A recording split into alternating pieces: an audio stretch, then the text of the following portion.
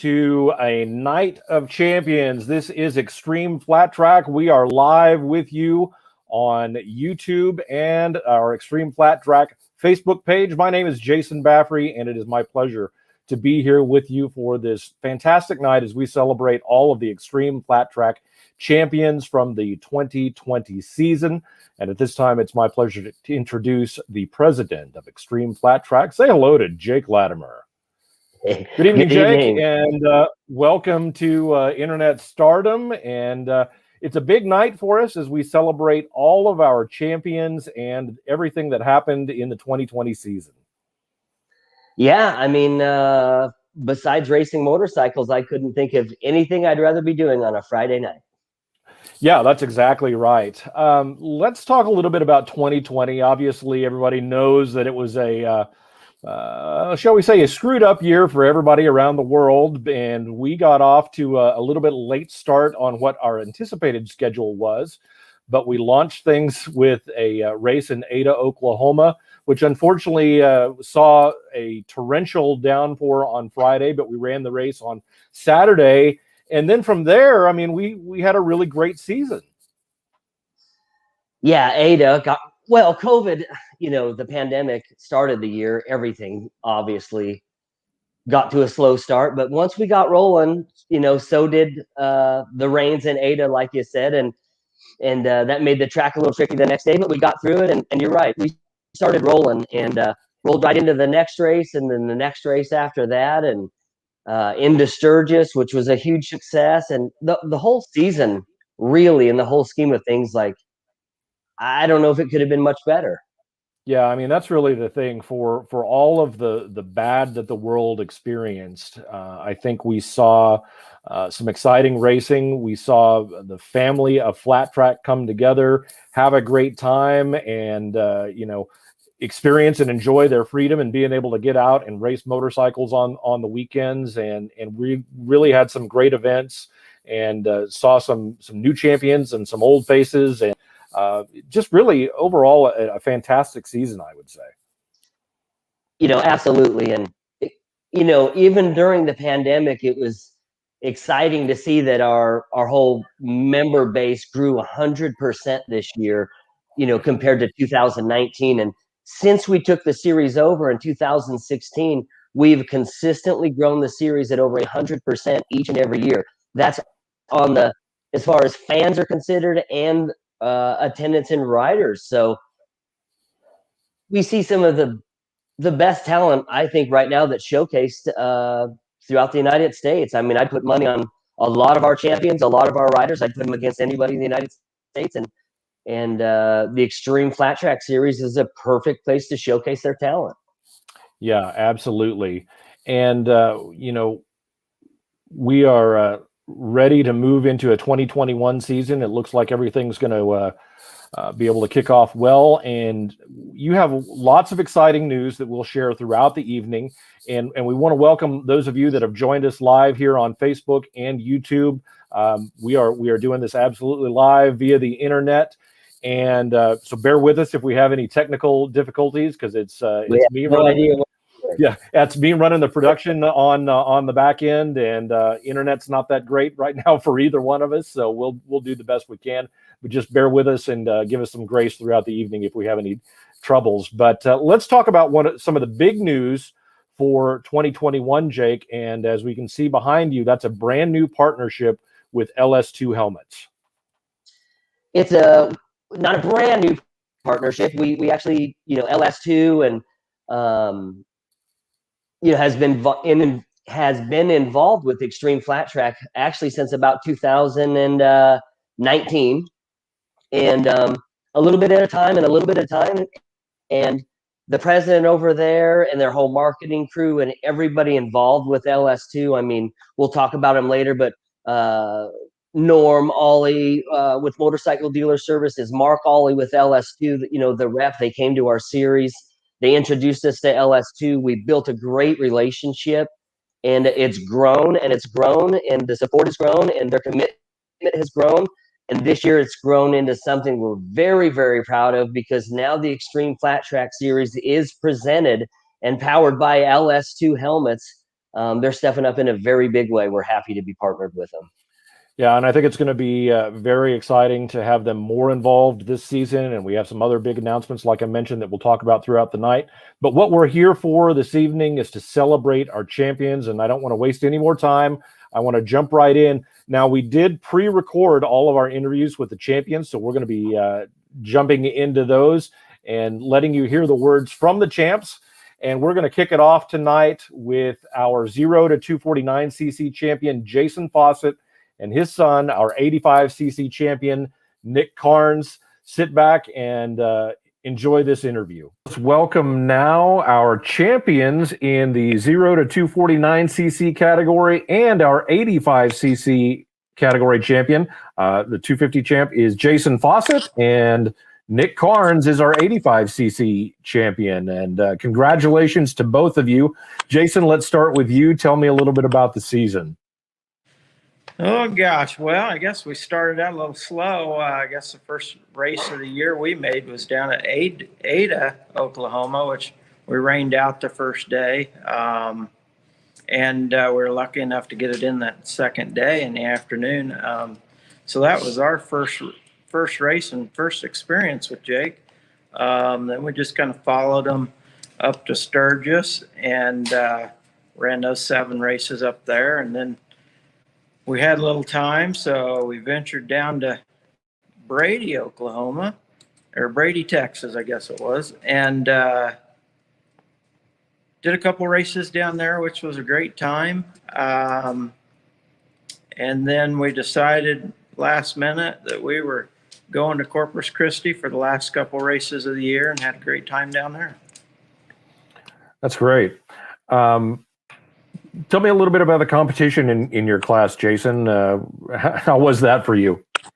Well, you know, that 0 to 250 class, it's mostly beginners, and I don't race too aggressively. I always race with the understanding I have to go to work on Monday. But I had this bike sitting around, and several years ago I decided, I'm just going to make that into a flat track bike. And my boy was wanting to get into it. He started at 10 years old. And so we just started into it, and we've had a great time since. Yeah, that's great. Nick, what about you? You took the 85cc championship, and tell me a little bit about your season. Well, it went pretty good, all except for a wreck down in Sturgis. And from that, I came in second that race, and from there, didn't we go down to Brady? Correct? Yep, went to Brady. Went to Brady, won that, and then came back, decided we wanted to go to Corpus. So we went to Corpus, won that, and pretty much in Oklahoma got rained out the first night, so we raced the second night, and I think I won that. Yep. Yeah. Yeah, very cool. So you started riding when you were 10. Tell me how you felt on the bike this year. Obviously, you got a couple of years under your belt. Well, actually, I started riding dirt bikes when I was 5. It's just I didn't really start racing until I was 10. But when I did start racing, I started on a 50, the very first race, and then my dad decided, you know what, that goes too slow, bumped me up to 65, and then I rode that until 2 years ago. I got on an 85, correct? Yeah. 2019, you started on that 85. Nick, what was it like to go to Sturgis in all of the madness that is the Sturgis Rally, but also to race that many days in a row and with everything going on up there? How did you enjoy that? It was pretty fun. I was a little sore when I got back, but you can get over those pretty easy. I had a lot of fun, and Jake put on a great show. Yeah. Jake? I've been watching Nick ride for a couple years, and I was really impressed with him this year because you're right. He showed up to Ada, and you could tell he was starting to get up to speed. But, man, after Sturgis, he went on a streak that was – I mean, he was pretty untouchable in the 5 class. And so I was asking him, in the off season, are you thinking about maybe stepping up to a 250 or or what. So it's going to be interesting to see. Him and his dad are going to take it one step at a time, and it's going to be. I know there's another couple kids coming up in the '85 class that I know want to have a shot at Nick. So I think there's going to be some really good battles. And I know his dad's building a new bike that he sent me a sneak peek of the other day. So their pits are going to be styling. They're not going to be shy of motorcycles or horsepower. And everywhere they go, they put on a good race and a good battle. So really looking forward to seeing both of them next year with number 1 plates. That's great. So Jason, tell us a little bit about what you can for the 2021 season. What do you guys have planned? Well, gosh, we wrote down a rough schedule for the year already. We've got, as of right now, 25 races between the Jake series and another series we run. So we've got a busy year, and there's probably a chance for a few more races to get added. Putting together a new 250 for the year. Got it tore apart now. I rode it a quarter of a mile and tore it apart. That's as much as I've rode it.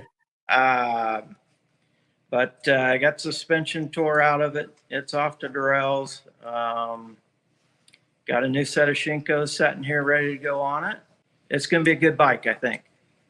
Great.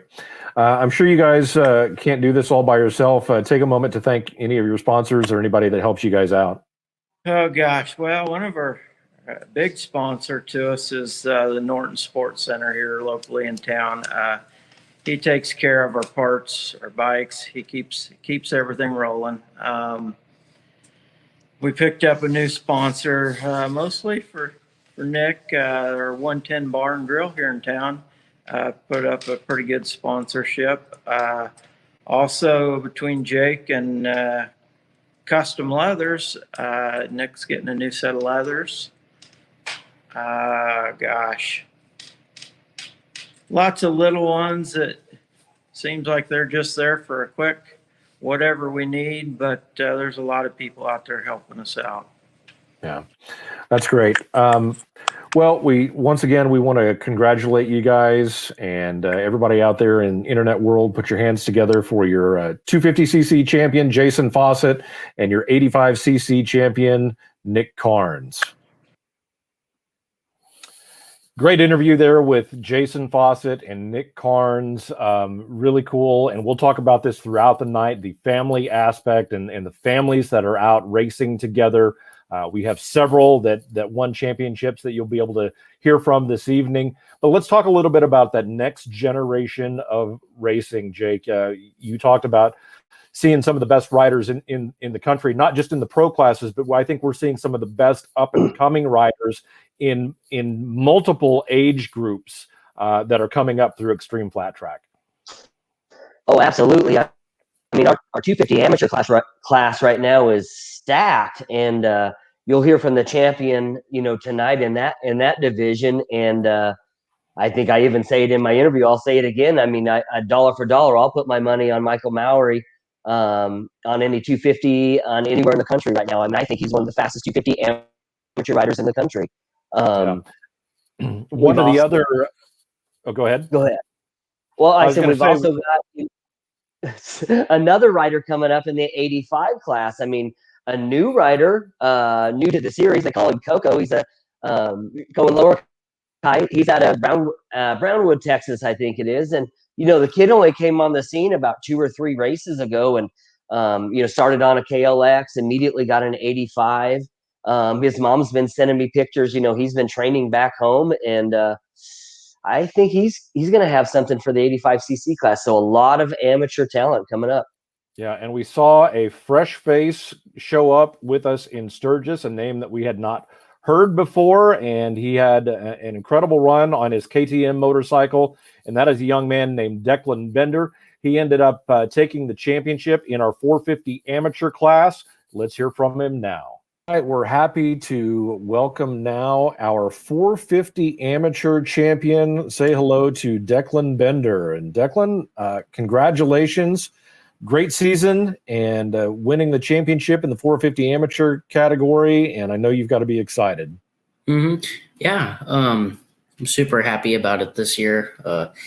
went out to Sturgis, just kind of hoping to get some visibility and have a All right, at this time, we have caught up. good week out there, and super happy about it. Yeah, you had a good run on your KTM, and man, just some great battles that you had all week long, and some great racing, and it was a lot of fun to watch. Yeah, all the people out there are super, super nice and super friendly and super open and nice to talk to. Dane, Barbie, Connor Strand, and then they were super cool people to talk to. Yeah. Tell us a little bit about your background, how you got involved in racing, and then how you came to Xtreem Flat Track last year. So my dad used to race CCS. He used to road race, and we were hoping to kind of get into road racing with this, and so kind of took the Nikki Hayden route and started with dirt track, hoping to grow into road racing with it.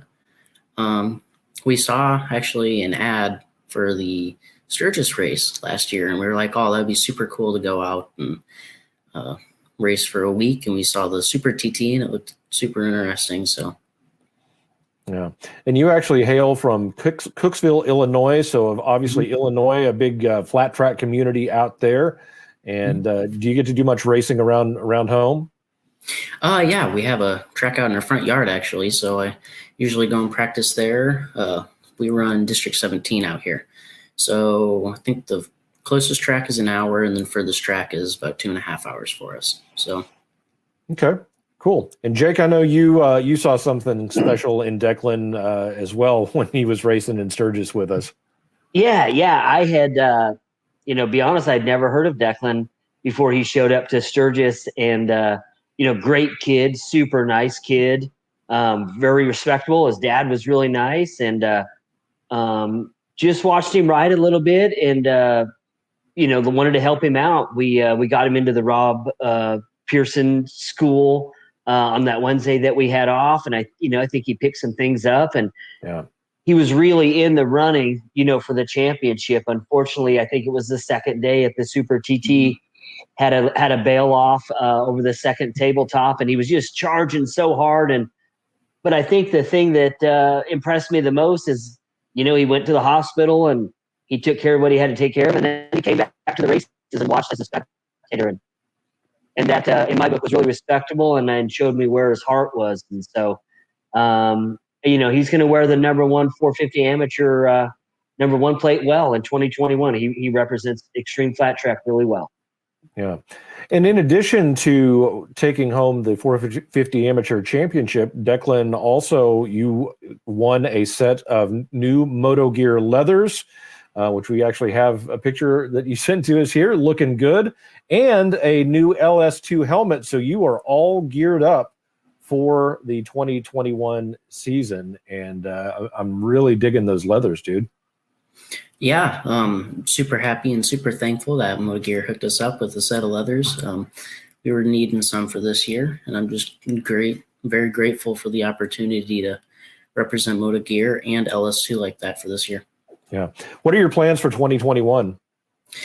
This year I think we're gonna try and go for mainly visibility and just try and get my name out there, and think by the end of the year, hopefully next year, we're going to try going and taking a run for the professionals. So awesome. Hoping to go AFT. Nice. And how old are you now? I am 15. All right.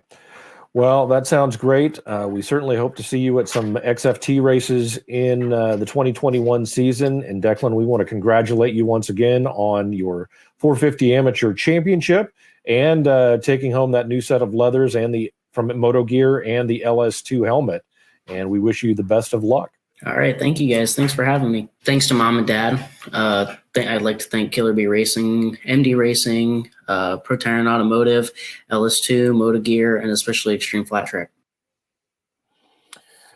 Great kid, extremely well-spoken, very professional in the way that he presents himself. I mean, they showed up with a van and, a KTM all decked out, and I think you're gonna hear a lot about Declan Bender in the near future.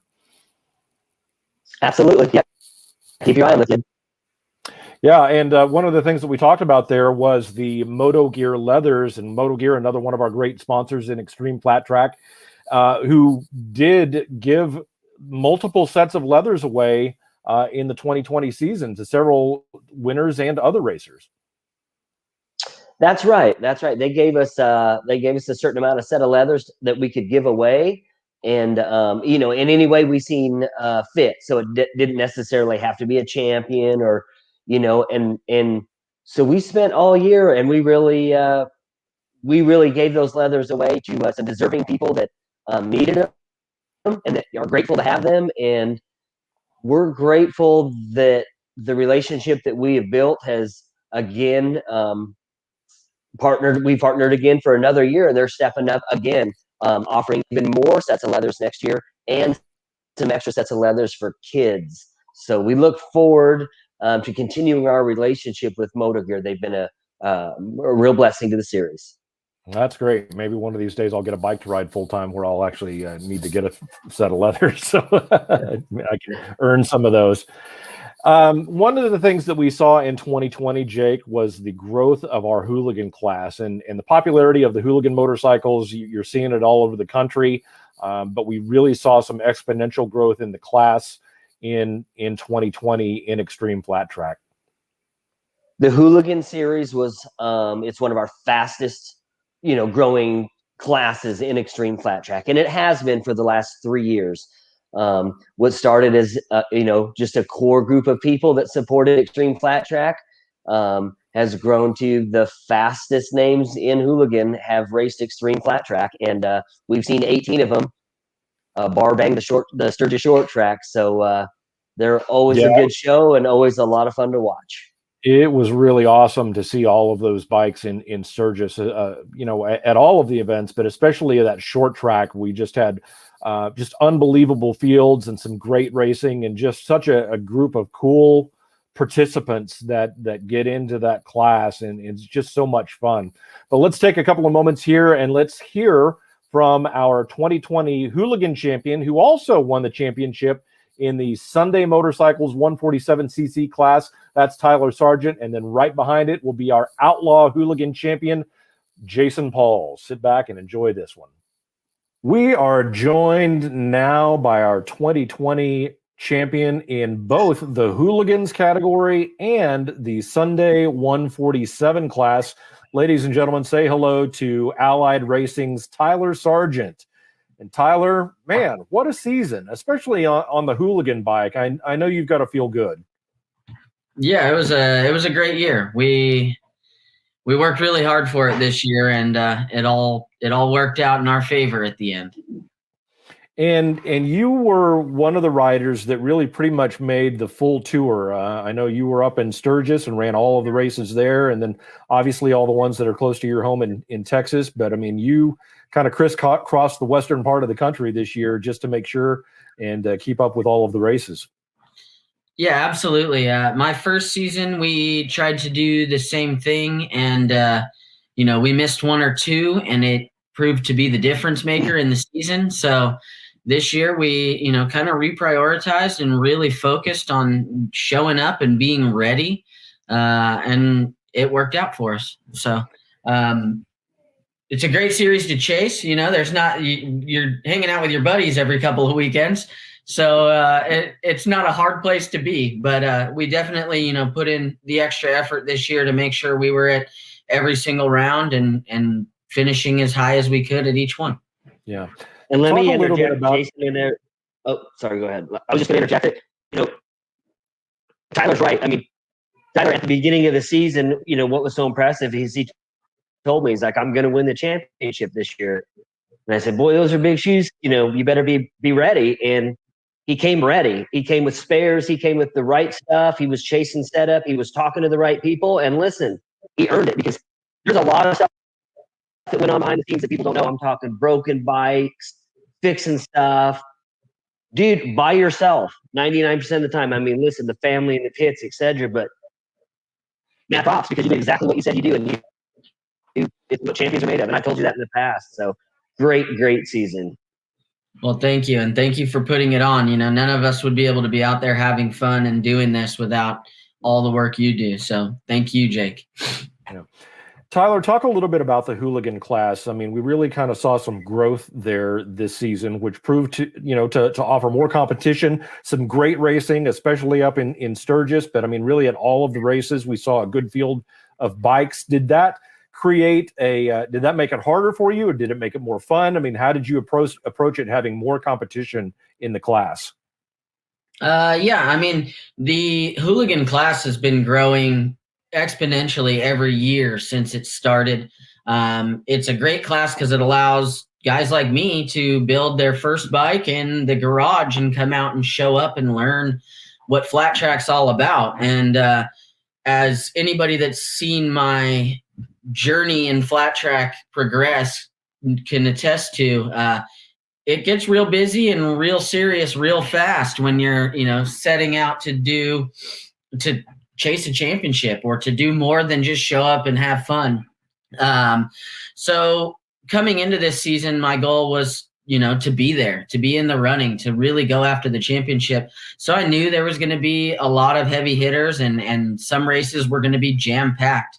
And I just had to race a little bit differently this year, knowing that I was going for the championship.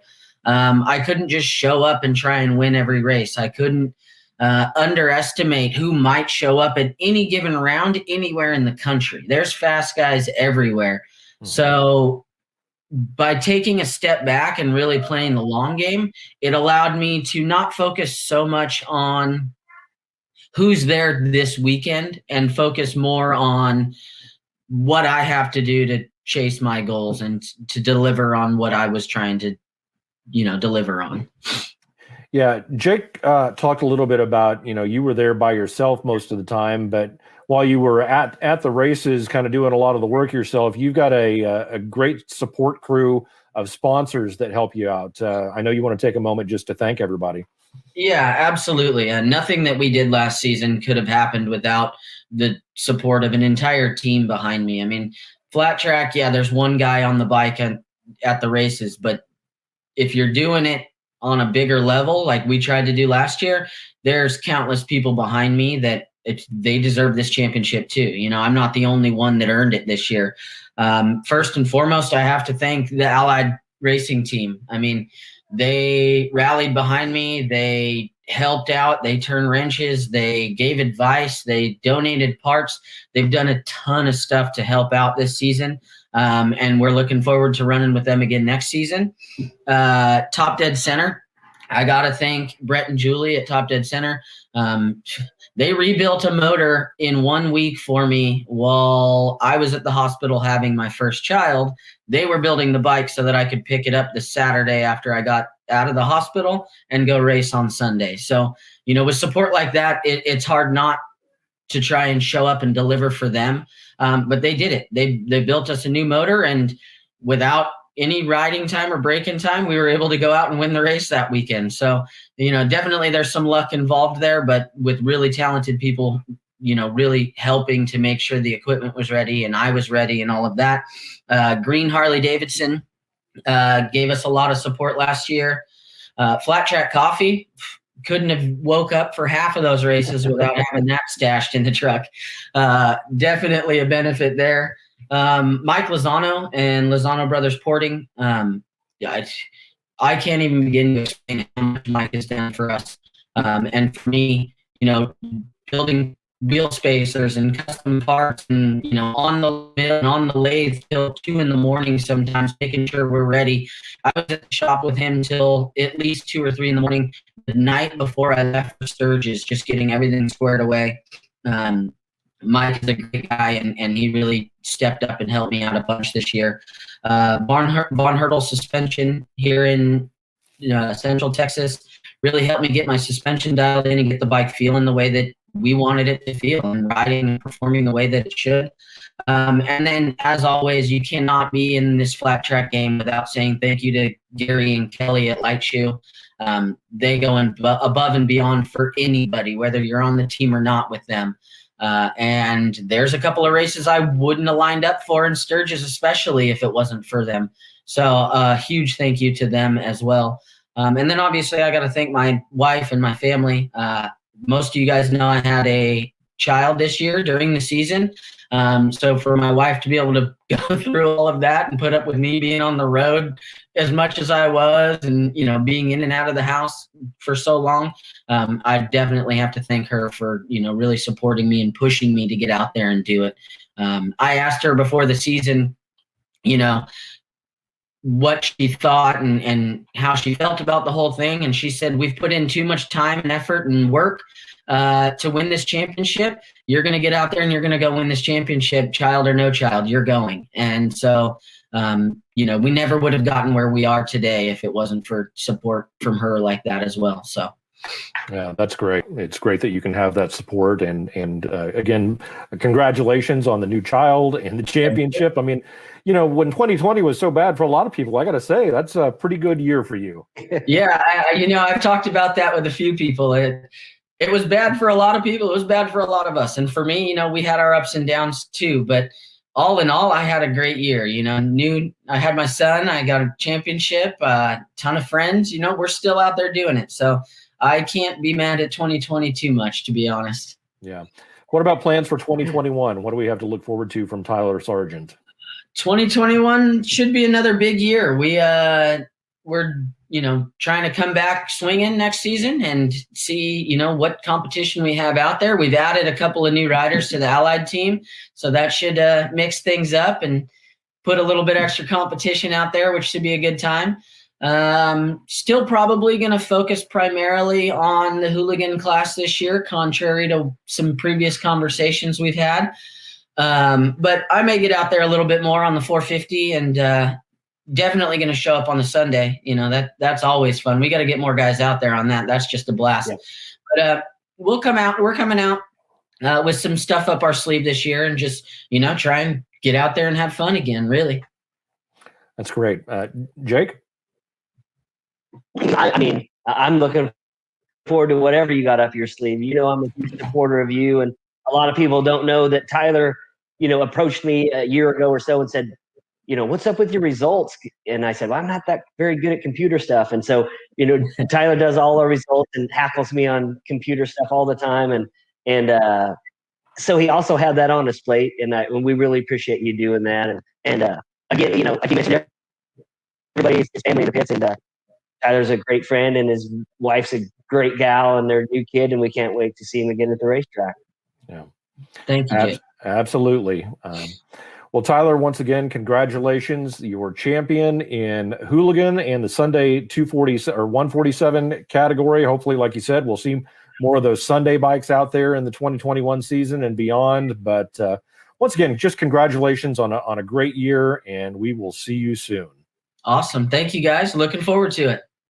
All right, everyone, let's go way down south to Alabama and say hello to our Xtreem flat track outlaw hooligan champion, Jason Pauls, better known as the Hot Rod. What's going on, man? Hey, guys. How are y'all this evening? We're doing great. Congratulations on your season and your championship. And just tell us about getting out there and riding and racing with Xtreem flat track this year and the season you had. Man, we had a great time in Sturgis with you guys. That was my first experience on going out there, and we just had an overall great time. It was a pleasure to come out for the 80th anniversary and have some fun with some other guys and get out there and ride on the side of that mountain. We had a great time. Yeah, and you made a long haul. You are from Alabama, as I mentioned, and that was a pretty good haul to get to Sturgis for that event.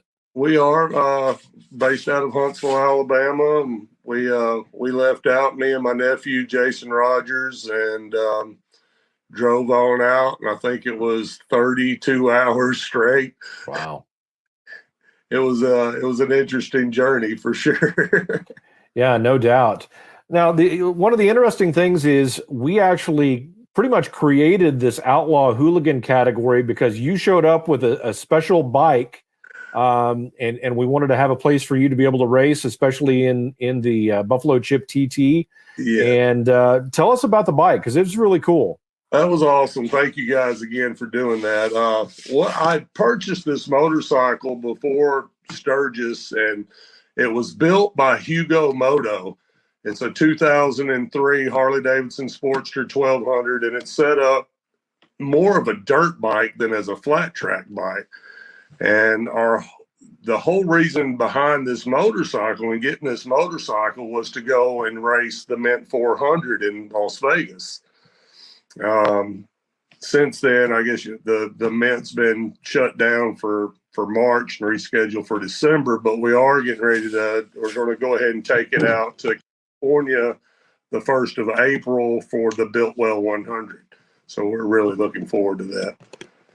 Oh, wow. That sounds cool. It's a shame. I know you were looking forward to the Mint 400, but at least you're going to get a chance to take it out there. And is that a desert race, the Biltwell deal? It is. It's a desert race, 4 25-mile laps, 100 Wow. miles. So we're really looking forward to that. As I said, this Sportster, it's really been turned into a dirt bike. Custom seats, got 18-inch shocks, rear suspension. The front forks have been modified. Motor's built a little bit, but it's really set up for like a scrambler for a dirt bike kind of thing. But the hooligan dirt bike scene, the desert racing is really taking off. So we're really looking forward to getting out this year and competing into some more events with it for sure. Yeah. I know it's not easy. You mentioned the bike builder and you've got some other great sponsors that helped you get to Sturgis and some of the other events that you've went to. I do. We're very fortunate. We have Redstone Harley Davidson on our team. We ride for them for the 256 Wrecking Crew. Alabama Law Tigers has been extremely helpful for getting us out to races. We're also sponsored by Shinko Tires, Go Fast, Don't Die. They've been really great with us. They're really helping us out this year. Shinko Tires they've stepped up, really helping us out a lot. So we've been blessed to have some decent sponsors to get out and that help us get around the country for sure.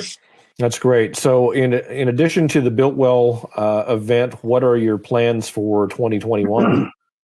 We're a few things actually. We're going to try to get into the March Madness in Tellico Plains, Tennessee this year and do some scrambling races on the Dirtster is what we call it.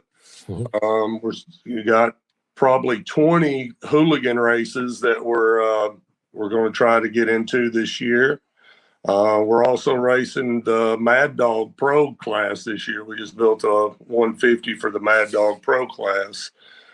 So we got that going on. And, now they got this road racing series going on. So we're going to try to slip a Dyna in on that in a few races and maybe do some road racing as well.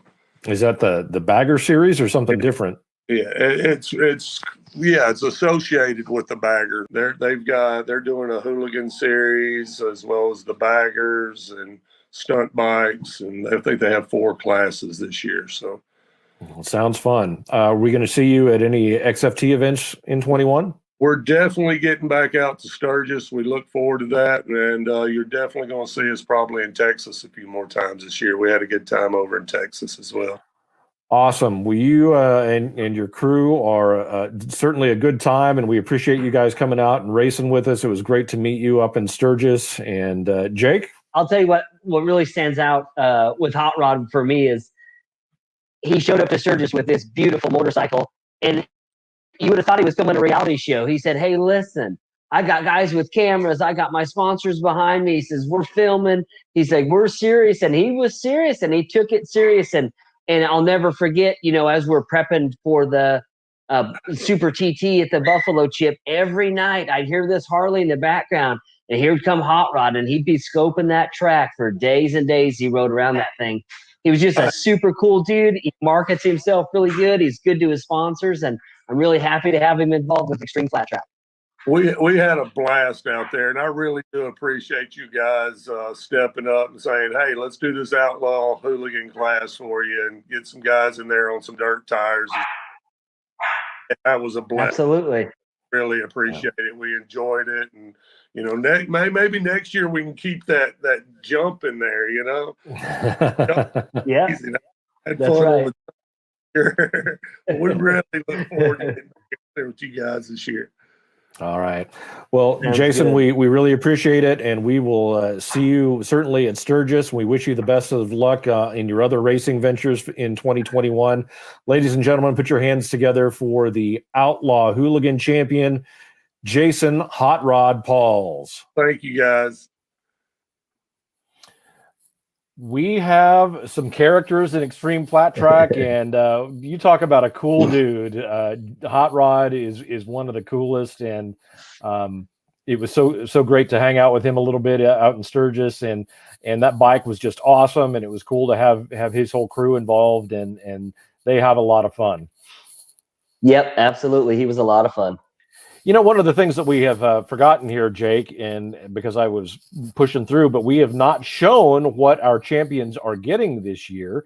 And so I want to go back through here momentarily.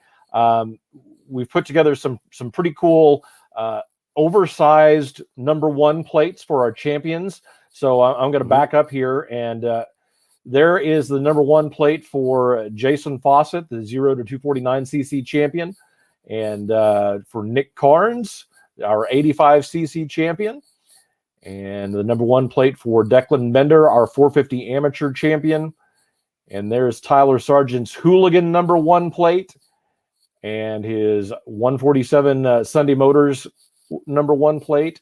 And there's Jason Pauls and his #1 plate for his 2020 championship. And you're going to be sending those out to all of the champs, and I'll try to keep up as we go through each interview here to show you the plate for all of the winners. But I know those are 2 foot by 2 foot, something they can put up on the wall of their shop or in their hauler or wherever they want to put it. But it'll be really cool. That's right. They're going to be 2 foot by 2 foot, I think, around there. They're going to be a huge wall hanging, but also note that all the champions in our series race for free the next year. All their entry fees the next year are free. So that's another bonus that happens at Xtreem Flat Track. I don't know another racing series that's doing that. Yeah, very cool. We've talked a couple of times about the family aspect of flat track racing in general, but certainly in Xtreem Flat Track. And we would be remiss at this point. And we heard Tyler Sargent mention Gary and Kelly from Light Shoe, but it's fantastic to have them as a sponsor of Xtreem Flat Track. They did some really cool things, but their hospitality for us when we were out in Sturgis was just amazing, and I'm so appreciative of them. Such great people, and I know you feel the same way. But it's great not to just be friends with them, but also to have them on board as a sponsor, and doing some shoes for our champs and everything. Yeah, I mean, listen, I could go on and on about Gary, but what's so special about Gary and Kelly's and our relationship is I have seen Gary start his light shoe business from day one. And I'm proud to say that as a pro sport rider in the day, I was one of his first sponsored riders. Sturgis was like a second home track to me. I grew up with him. I grew up with his kids. He's been a family friend for forever and ever. And he has built this business into something that I am so proud of. And he's a great business guy. And Kelly, I got to give her props too, because behind every good man is a better woman, and she definitely keeps him in line. So I'm so proud to have Light involved with Xtreem Flat Track, and I can call them anytime, any day, and get anything done. I appreciate them. Yeah, absolutely. And I don't know if they're probably not watching now because I think they're out in Daytona, but if you follow them online on Facebook, you know that Kelly had a health issue recently within the past week. So we just want to send our love and prayers to Kelly, and we hope that you're healing well. And it looked like everything had gone well, and she was on the recovery road. But just know, Kelly, that we're all thinking about you, and we send our love and our prayers to you. And if you made it out to Daytona, we hope you have a good time, and we'll be seeing you soon. Family, they are family, but let's go now. Wait, hang on. I think I'm out of order here. No, okay. We want to hear from a family out of Texas that really had an amazing year, winning 4 different championships between dad, mom, and son. And let's go now to Texas and the Robinson family. We are joined now by the family that won the trifecta this season. It is Waco Family Robinson. Say hello to Andy, Jesse, and Andrew Jr. And Andy won the championship in Vintage Twins Amateur. Also, the 30-plus category. Jesse is our women's champion, and Andrew is our 65cc champion. And Andy, for you being dad of the family and keeping track of your bike running multiple classes, and then Jesse's bike and Andrew's bike, it's got to be trying on you for the season. It is. It's keeping up with one bike, let alone 3, and then the one bike being almost 50 years old. It's been definitely a labor of love. It's been it's been tough to keep 3 bikes running all season, especially racing as close to back to back is what we did due to COVID. Yeah. And you've done a lot of motocross in the past, but flat track's a little bit new to you, is it not? It is. This was actually 2020 was my rookie year of flat track. And luckily it was one for the books. It was a good season for sure. Yeah. Yeah. Awesome. Jesse, how about you? I know you had some pretty heated battles in the women's category, but it was a lot of fun to watch you all race. Tell us about your season. Well, I've been riding motocross not quite 5 years now. And I decided about 5 days before that first race that I just wanted to try flat tracking. So I strapped on a hot shoe for the first time that morning at practice, and just, hoped for the best. But it was really good. It was a lot of learning on the fly, watching the races and talking to the different racers so I could figure out what I was supposed to be doing. And, we were at the beginning of the season, we were sharing gear and hot shoes and boots. And I think the only thing we did not end up sharing at one point in time or another was our motorcycles. So, but luckily we made it work. We had some help from good friends in the pits, but we made everything work, and we got to all our races on time, and it was very heated there a couple of times, and I managed to eke on through at the end. So, but it was a lot of fun. Yeah, that's great. And Andrew, tell us about your season winning the championship in the 65cc category. It was good. Yeah. Any highlights for the year for you? No. No, nothing stands out to you? Brady. What was your favorite track that you liked the best? I would say Brady. Yeah, because it was so fast, or why? Because because it was fast. Because it was like at home. Yeah. Yeah, it was the closest kind of to our home track at Waco Eagles. So that was the one he was comfortable on, because that one was a lot like how the Eagles flat track is most of the time when we practice. So yeah, I absolutely. Yeah. It has to be really special for you guys, not only just to get to race together on the weekends and have that kind of family unity there, but to be able to go out and do as well as you have in the 2020 season. Just talk about that a little bit. I mean, what it means to you as a family. It's been, there's not a lot of people that one, get the flat track, and then 2, get their wife and their son. And then I've got 2 more daughters that are hopefully going to get into it this year. And it's really just, it's cool to spend that much family time together, because everybody's in the same thing. You're bonded, not just because you're family, but, you also have the same interests. And it's really been great to, we've traveled some of the country we've never seen before to race. We've had heartache together. We've had, each other to lean on, because we all know what it's like to lose. We all know what it's like to win. And it's just been just a really cool experience this year. And we really look forward to going into 21 to to be even faster and be better, competitors. We've met a lot of really cool people in 2020. We've kind of renewed some friendships with some people, and it's been a challenge here too, but it's been pretty rad. Yeah, that's awesome. So tell us a little bit. Do you guys have some big plans for 2021 besides adding more family members to the team? Actually, we do. Mrs. Robinson here recently purchased a 883 Harley and is going hooligan racing. Right on.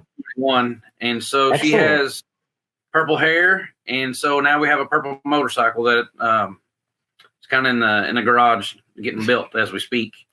And speaking of that, speaking of the Sportster, what was impressive about Jessie's run, I think, is she rode a 150 all year against 252 strokes, 454 strokes, other Sportsters. And so, we always made the joke on her 150, but I mean, it was a small, underpowered motorcycle. So being able to ride that thing to its maximum potential like you have, and at Brady there, 2 women coming down to the last race. I think your foot was broke. I mean, it was literally like a champion story. You rode that thing for all it was worth. Yeah. How do you think that's the momentum going in on the Sportster? What are you looking to get out of that thing? Just something different. Just something to try. I mean, that's why I started, in 2020 doing it, was just to try. It looked interesting and I fell in love with it. And, on my 150, it's a knobby dirt bike. We didn't really, I don't think we didn't do anything except tape my peg up for racing. We taped the left peg up and we took the front fender off and we went racing on it. Yeah. So Xtreem flat track all the way. Yep. And I've never rode. I've been with Andy on the street on his bikes, on his Harleys before, but I've never actually driven or rode a Sportster like that. So it's going to be an interesting learning experience. But the plan is to keep, bringing my 150 out, and then if we come up to, a shorter track that would be better to ride on, then I'll probably bring out the 150, just whatever I'm comfortable on. So, and then that way I have great to have an arsenal available for sure. Well, and that way, if I want to run knobby class or, any of the other classes, I have that option too. So just to get more seat time. Absolutely. Yeah. What about you, Junior? Are you going to stay on the 65 or? Yeah, probably for another year. Yeah, that's great. That's great. Well, we hope to see you repeat that championship. Our plan for him is to run a 65 one more year, and then we're going to get him an 85 and really kind of hammer down on it and get up to the pro-am kind of level with him. Yeah, that's great. And you guys are still doing some split time riding motocross as well, right? Yeah. Yes, sir. Yeah. Is it hard for you guys to transition from back and forth from weekend to weekend? It is for me because my twin is set up for a right side shift, and of course most modern motorcycles left side shift. So I do have trouble going back and forth. I got to remember which bike I'm racing on to remember which one side the shift lever's on. Yeah, I can imagine. Well, Jill, just really a phenomenal. I'm sorry. Go ahead, Jesse. Sorry, I said I have to remember where to put my foot, because in motocross we put it, down and out, and flat track you put it down the side. So I have to remember to pick my foot up when I'm motocrossing. Yeah. Well, I think you guys have been certainly an inspiration for this season. Just the true nature of the sport is families being together, and for all of you to participate together like you have, I think it gives other racers something to look forward to maybe get the wives involved and the kids involved, or just get everybody involved if they can. And I just think that's one of the coolest things, and one of the best attributes of Xtreem Flat Track is the family nature of everything, and you guys certainly showcase that. Thank you. Thank you. Before we take off, do you guys want to take a moment and thank any of your sponsors for this year? Yeah, I would like to thank Motorbike Works Dallas out of Frisco, Texas, for all the support. MX Bones, Frank Zia, MX Bones, MX Girls, Charlene Campbell with graphics, Tyler Harris, Tyler Sargent, Travis Bell, Andrew Craig, Dynamo Cycles, Danny down there, man, he was really just a huge help. The whole crew, Kelly and Gary at Light Shoe, Gary Brittenham over Bob's Bake Shop. I mean, it's just one person can't just do it all by themselves without a good support. And without those guys this year, we couldn't have just slaughtered everybody like we did. And I'd also like to thank my mom. Not only is she very supportive, the fact that, her 35-year-old daughters decided to start racing motorcycles, but she actually took care whenever we would travel. She actually took care of our 5-year-old and then my 12-year-old. And then we have 4 dogs that she also took care of whenever we'd go out of town and stuff. So I want to give a big shout out to her, because without her, we wouldn't have been able to do that. To go all the different places and spend all weekend and all that kind of stuff, and not worry about where the other kids were and the dogs and all that good stuff. So I want to thank her and my family for really, that's our village, and our village really helped us out. And Emma and Andy and Emma Craig were a big help too, and they were really great at helping us out with what we needed and making sure that we all knew what we were doing and where to be and all that kind of stuff. So really appreciate them. That's great. All right, everybody out there in internet land, put your hands together for the Robinson family, champions across the board. And let's take a look now at the championship plate for Andy Robinson in the 30-plus category. And there we see his Vintage Twins Amateur #1 plate. And then we have Andrew Robinson's 65cc #1 award, and Jesse's #1 for the women's champion. And Jake, I want to take a moment here, because we do have a live chat going on. Most everybody's coming in through Facebook, but Andy and Jesse are watching right now. Hang on, let me get rid of that. There we go. That works better. And so I've got to show this, because Andy just posted, they're literally right now out in the shop working on, Jesse's working on her Sportster. And Jesse actually popped in too and said that Purple Rain is coming together.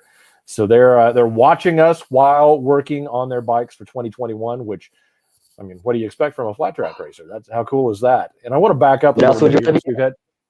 What'd you say? I said, like I said, if you're not racing motorcycles on a Friday night, you better be working on them, right? Yeah. Want to give a shout out to Michael Lang. He's watching from Dallas, and Tia is watching with us tonight, so that's cool. And then we have we'll hear from the Maoris in just a little bit, but the Maoris wanted to give a shout out to Declan. And then we have I really like this one, because Cohen is, and I hope I pronounced that right, but Cohen is watching, and they're big fans of Tyler Sargent and the interview, and they're actually with Patrick Tharp right now watching all together, and we'll hear from Patrick here in just a few moments. And my announcing partner from the Black Hill Speedway in Sturgis, Jackie Van Ham, who is down doing her thing at Daytona Bike Week, getting started today, and she is spending her evening on a Friday night in Daytona, and she's joined us. So thank you, Jackie. We appreciate that. And I know Jake and I both probably wish we were down there in Daytona right now with you, hanging out, having a good time. So let's talk a little bit about one of our other great sponsors.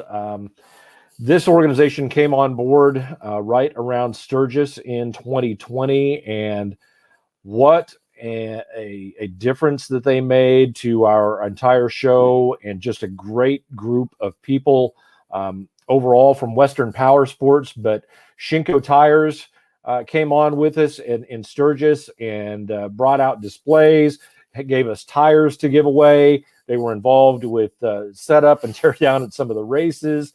And Adam Lekowick and the rest of the gang from Shinko. They even brought Weston Pike out to be with us at a couple of the events. And just a great partnership that has developed with Shinko Tires, and that is extending here in 2021, Jake. Absolutely right. And I got to give props to Chad Foy and Patrick Foy out of Lubbock, Texas, because they were helping him, and Patrick was an avid rider in our series for a couple of years, and they put me in contact with Adam, and we built a really great relationship. They showed up to Sturgis 100%. head down, ready to do work, and they did work. And we gave away 25 sets of tires, I think it was, just during the Sturgis Rally series that we did. And that was so awesome. And now for 2021, we've partnered up. And as everybody's seen, we made the press release the other day, $10,000 contingency program.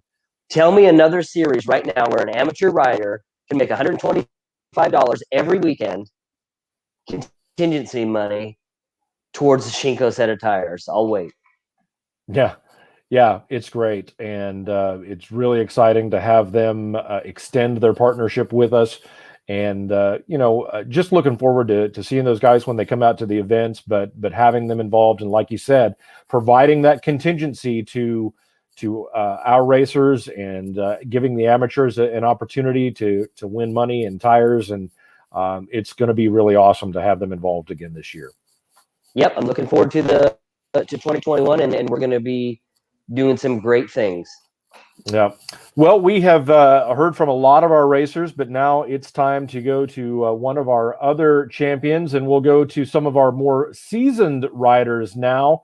And we ran into this guy, and you dubbed him the real deal. And in this interview, you explain why. But let's go hear from our 60+ and open vintage champion, Rick Reed, the real deal. We are joined now by the family that won the trifecta this season. Ladies and gentlemen, it's time to take a moment with our 60+ and open vintage champion. Say hello to the real deal, Rick Reed. Here we go. Rick, congratulations on picking up championships in 2 different classes with Xtreem Flat Track in the 2020 season. Just tell us a little bit about your season. We didn't see you until Sturgis, and then you kind of got on a roll through Sturgis and finished out the year great.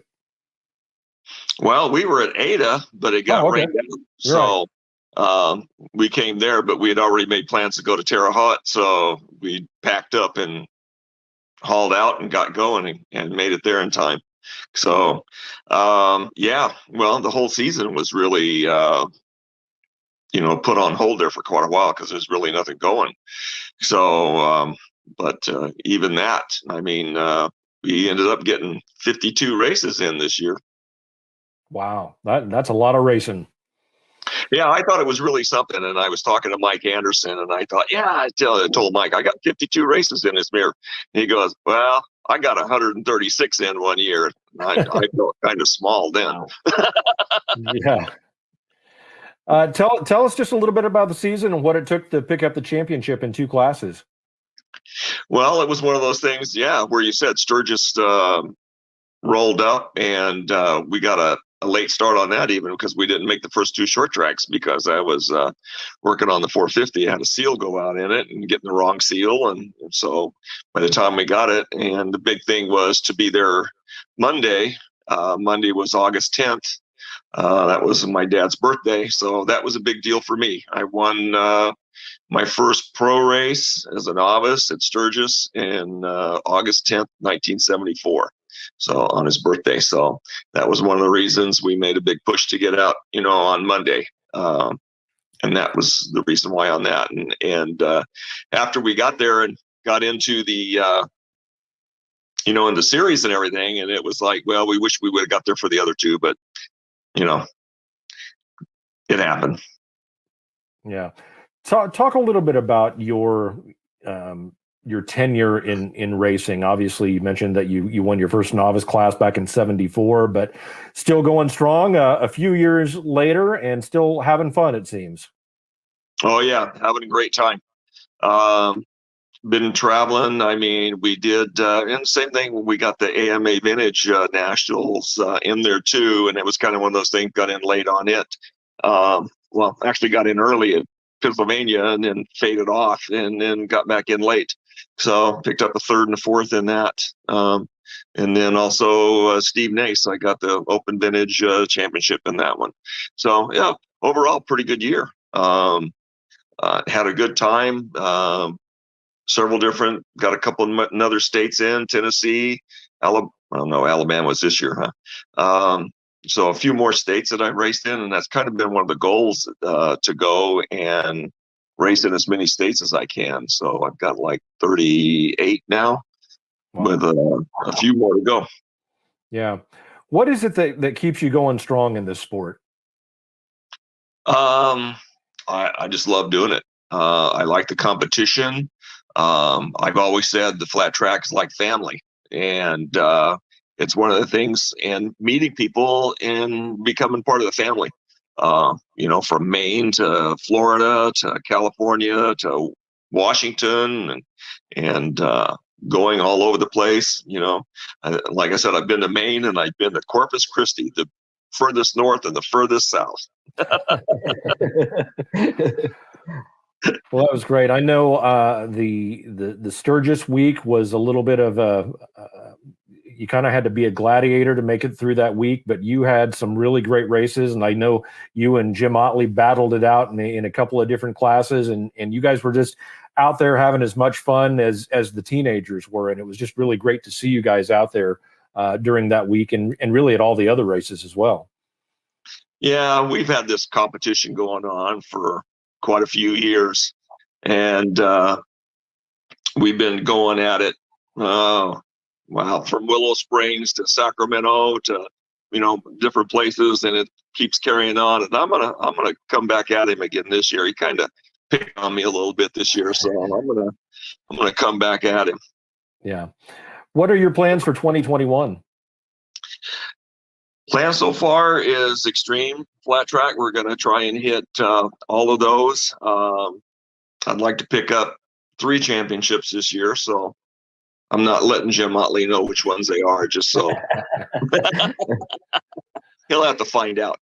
And then go back for the AMA Vintage Nationals again, and then whatever we can go in between. We still want to go to New Hampshire and Massachusetts, and then one that I found out in Delaware. So we'll kick it off. Well, we've already kicked it off. We went down to the Winter Throwdown, and we went down to Alabama for that indoor there. And boy, they were both pretty good size events and really tough. And the Throwdown was really tough. And so we're just going to try that and see what we can do. And we're coming out with some of the same bikes and another one. So we're going to make it tough on them. That's great. Obviously, you can do this by yourself, but not many people do. You have a support system. Your biggest support's probably right there with you off camera. But take a moment just to thank all the people that help you out and your sponsors and everything. Well, yeah, I got to help Tia, or thank Tia. I mean, she was the biggest help.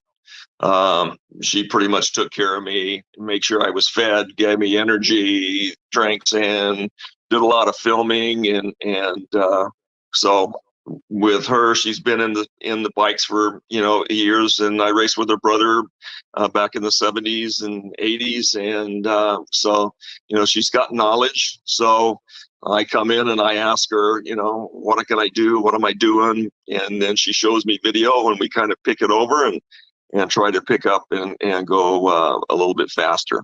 And she's trying to get the gearing thing down, because I keep talking to her about gearing, and she's trying to figure that one out. That's great. But sponsors, Manny's Pizza there in Savannah, Illinois, helps us out a bit. We didn't hit them too hard this year because of the COVID thing and being cut down, but Roger Johnson at R&D Cycles, he helps me out a bit. Herbert Performance in Reno helped me out. Street Rider of Reno, Politics, and the guys there let me come in and change tires and balance wheels and stuff, and kind of help me out. My brother and my sons, when the sons are along, I make them load and unload. So they say I disappear because I go out and talk. So, but they're one of the reasons that I do this. Well, they're not one of the reasons. I do it because my dad got me into it, and I really enjoyed it all the years. And I think Jake will attest to, once it gets in your blood, it's hard to get out. Absolutely. Yeah, I think that's you're absolutely right. And I've kind of been coined. I gave Rick the nickname "the real deal," and because Rick truly is the real deal. When I first met Rick, I pulled up to the racetrack and he had pulled in the night before, and I looked inside and here's some old guy by himself sleeping in the back of his van. And he's like, I drove from California. And I said, holy mackerel, all the way to Oklahoma. And he raced and he kicked butt. And I've been following him ever since. And he's truly the real deal. This guy races every weekend. He lives in the back of his van. He's got a gal with him that's just as cool as he is, that likes to do it more than he does probably. And, they've always got coffee. They've got soup, a shoulder to cry on. And they're a great, great asset to Xtreem Flat Track. And they're both friends of mine, and I thank you guys very much for supporting the series. Well, thanks. Thank you for having it. It's one of the things that, we hadn't planned on doing it, but after Sturgis and we kind of looked at it, and Otley and I were still going at it. And so it was one of those things we decided to keep on going. And him and I we still go, hey, where are you going? And we'll still try and be there, even if we're, fighting against each other. And usually there's somebody else that gets involved in it too, So, but yeah, we do it, and yeah, she's a big motivator. She's wanting to go to Florida on Valentine's Day. So bless her heart. You better hang on to this one. Yeah, that's a good woman right there that wants to go to a race on Valentine's Day. Hold on to her. Absolutely. Yeah, and the way the weather is here, if we can get out of here, it might be something we want to do. That's right. Well, Rick, once again, we want to congratulate you winning the championship in both the 60 plus and the open vintage categories. And we wish you the best of luck in 2021, and we'll see you down the road. Okay. Thank you very much. And congratulations to all the other champions out there. I know there's quite a few, so I want to wish them all congratulations.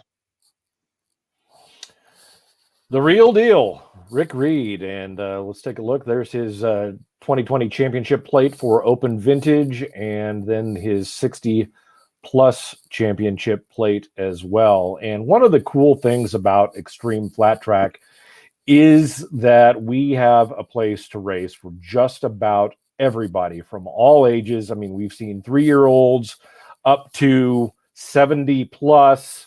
Rick Reed's certainly not the oldest one of our racers. And it's just so cool. And we've got everybody from professional racers that are running multiple series and that come race with us, to beginners, to guys like Rick who have been racing for years and years and years and still love it and still want to get out and turn laps and are extremely competitive. And that's one of the coolest things about our series, Jake.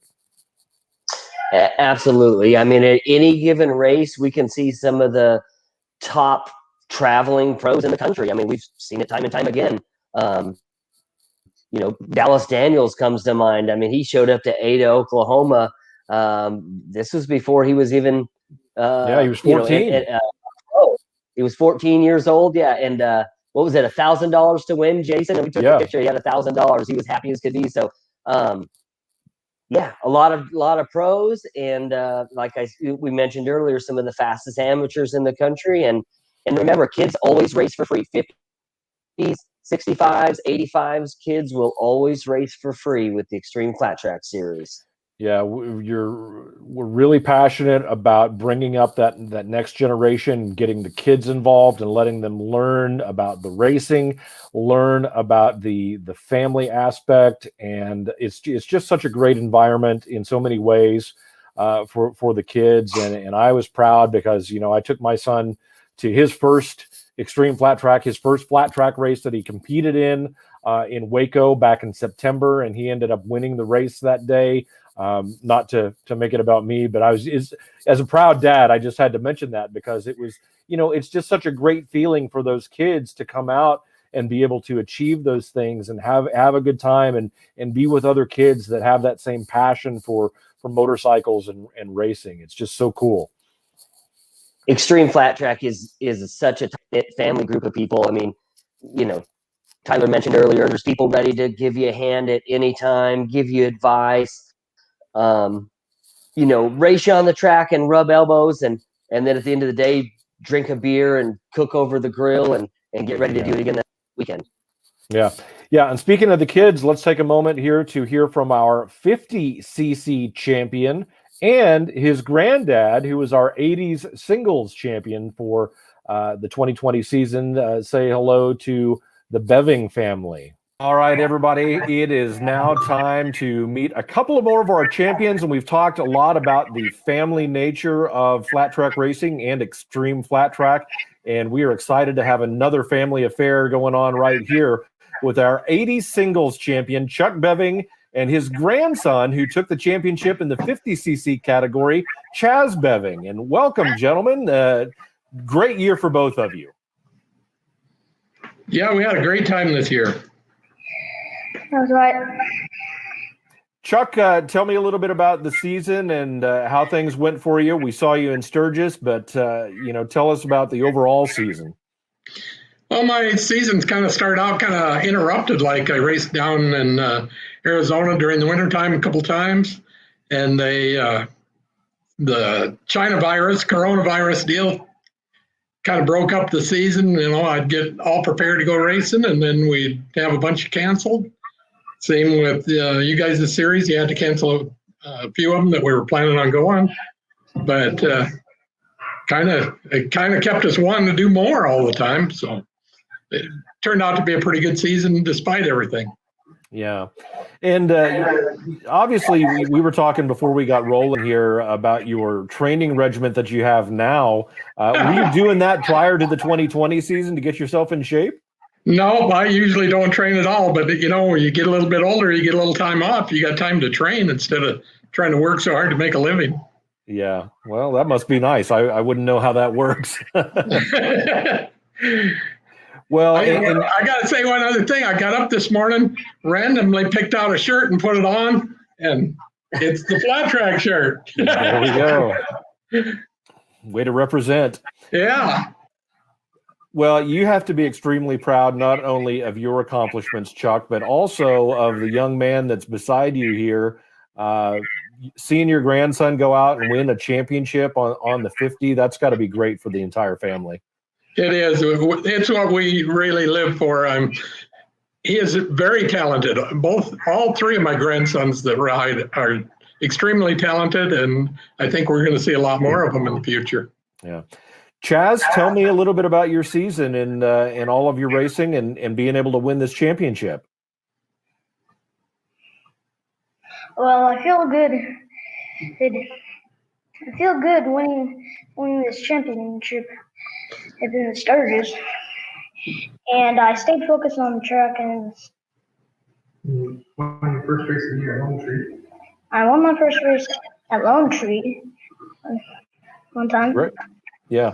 And you actually doubled up. You had won all the races in Sturgis the previous year, and then you came back and did really well there again this year, right? Well, I was undefeated. It kind of feels good too. Yeah, I would think so. To be able to go undefeated is quite a treat and really cool. What's it like to be able to get out? Your dad races and your grandpa races and your brothers are racing. What's it like for you being 8 years old to be able to go out with the entire family like that and be able to race? Actually, one is my cousin, but it's like a whole group is like, woo! It's gonna be exciting. Yeah. What are your plans for the new year in 2021? Maybe a little bit of ice racing. Oh wow, cool. And then are you going to stay on the 50 for this year, or are you going to move up? I'm gonna move up. To 65? Yep. Okay. Well, we'll look forward to seeing you on that 65 later this year.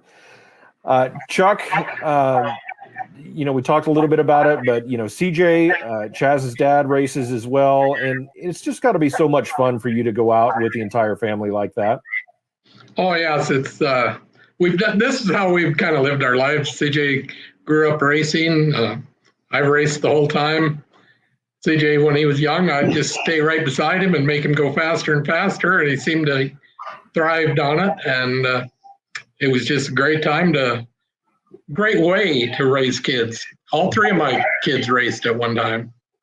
Yeah, and if I can interject in there, Jason, CJ, the Chaz's dad, and Chuck's son, we grew up racing together on 250s on up, got all our pro-am points together. And like when I first started racing, Chuck was the guy to beat. I mean, he was in his prime there, and he, was a pro-am fast local guy. Like, this is no joke family. And I remember when we went to Sturgis, and the first time I ever seen Chaz on a 50, I knew there was about the kid, and then the name on the back of the shirt, and I said, "Yep, the apple doesn't fall very far from the tree at all." So it's a great pleasure to witness these guys and not only watch them on the track, but watch them all work together.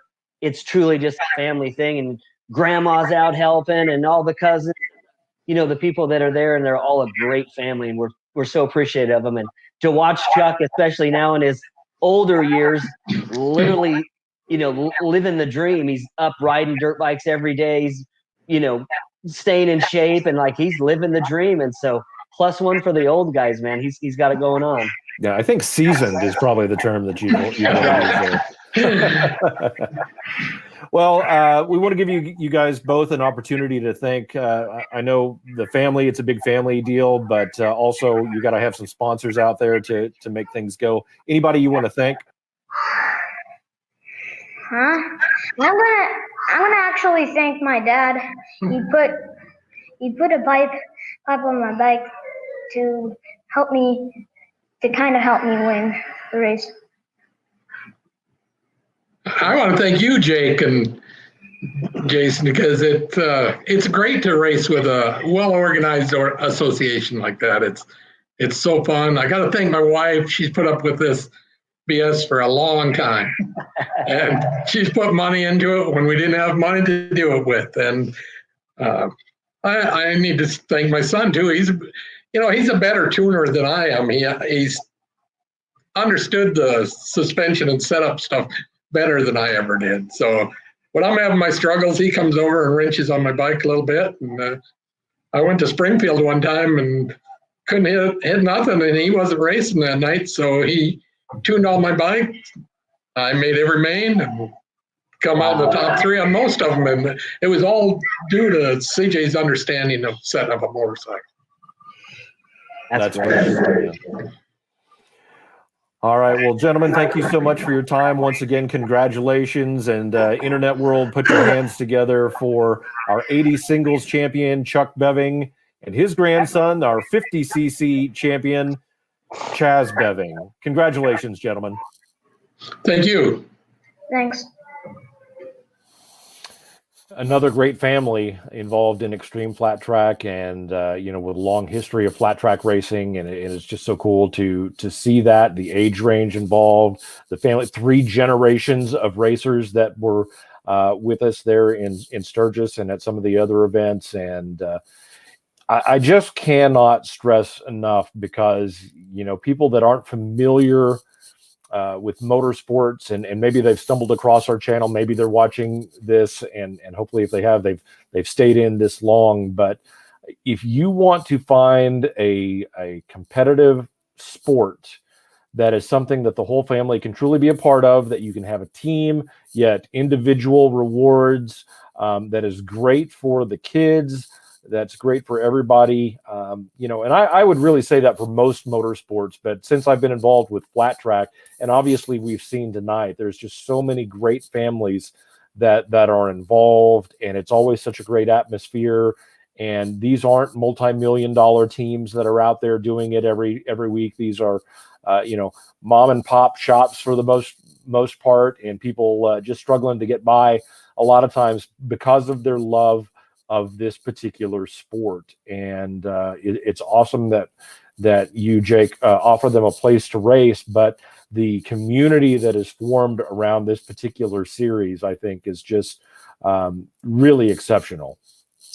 Well, flat track is the first American, it's truly the American, extreme sport. And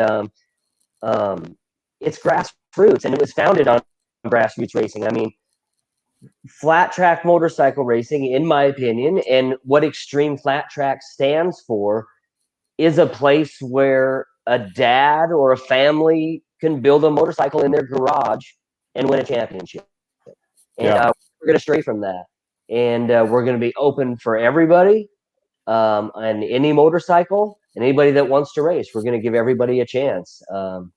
That's what it's all about. Yeah. Want to throw to our next championship interview. And this is another guy, a California guy that showed up and raced with us. We didn't get into it in the interview, but Jim Otley is just such an interesting story. He's retired Air Force, really intelligent guy, just fun to be around. And you'll see that through this interview, but loves racing, showed up with like an arsenal of motorcycles in Sturgis, including two, like a 1948 and a 1949 Indian. And he made exhibition races, exhibition laps on those, raced hooligans, raced the 50 plus category, raced open vintage, and just one of those. And you'll hear him and Rick Reed talk about each other, and just one of those true diehard guys that it's such a pleasure to have involved in the series now. Oh, absolutely. Did you say that Jim Otley was interesting? They're going to have to make a way bigger helmet for Jim now. No, Jim Jim is a very great guy, and honestly, a guy that I call my friend. And doesn't mean that we haven't butted heads. And he's, I've messed up, and he's the first one to tell me when I've messed up, and I respect him for that. And Jim Otley's a great guy, and he represents Xtreem Flat Track well. He represents his sponsors well, and overall, he's a great guy. Yeah, and as I mentioned, a veteran who has served our country for a number of years. Absolutely. And now gets to go out and do what he loves because of those years of service. But let's go now to our interview with Jim Otley. Right, at this time, we have caught up with a man that seems to be in constant motion. Say hello to Jim Otley from California. He is your 50 plus and pro vintage twins champion. And Jim, you always on the move. We've caught you in the car for your champions interview. Yep. Well, that's the truth. I put 60,000 miles on last year, and this year should be even more so. Well, that's great. You have a lot of fun out there riding multiple classes, and we were so happy to see you racing several of the Xtreem flat track events this year. We saw you first in Sturgis, South Dakota, and you came out and we're running 15 classes or something like that, including a brakeless Indian that you did some exhibition runs on. But overall, you were concentrated on the 50 plus category and the vintage twins, the pro vintage twins category. Tell us a little bit about the season for you. Well, I raced 43 separate events throughout the year from California to New York, but the Xtreem was my focus for the year. And I can say that every event was obviously you focused on making the best track possible for the racer. And for that, I am truly thankful. I really enjoyed every one of your events. Well, we appreciate that.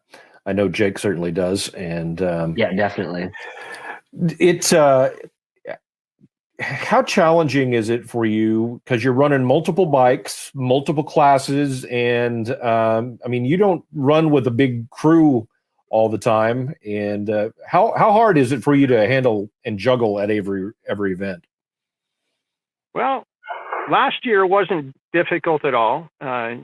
Fortunately, Jake was at least considering my back-to-back events, trying to separate them as far as possible. But this year, I'm going to make it even more challenging because my intent this year is to run 7 and see how things work out.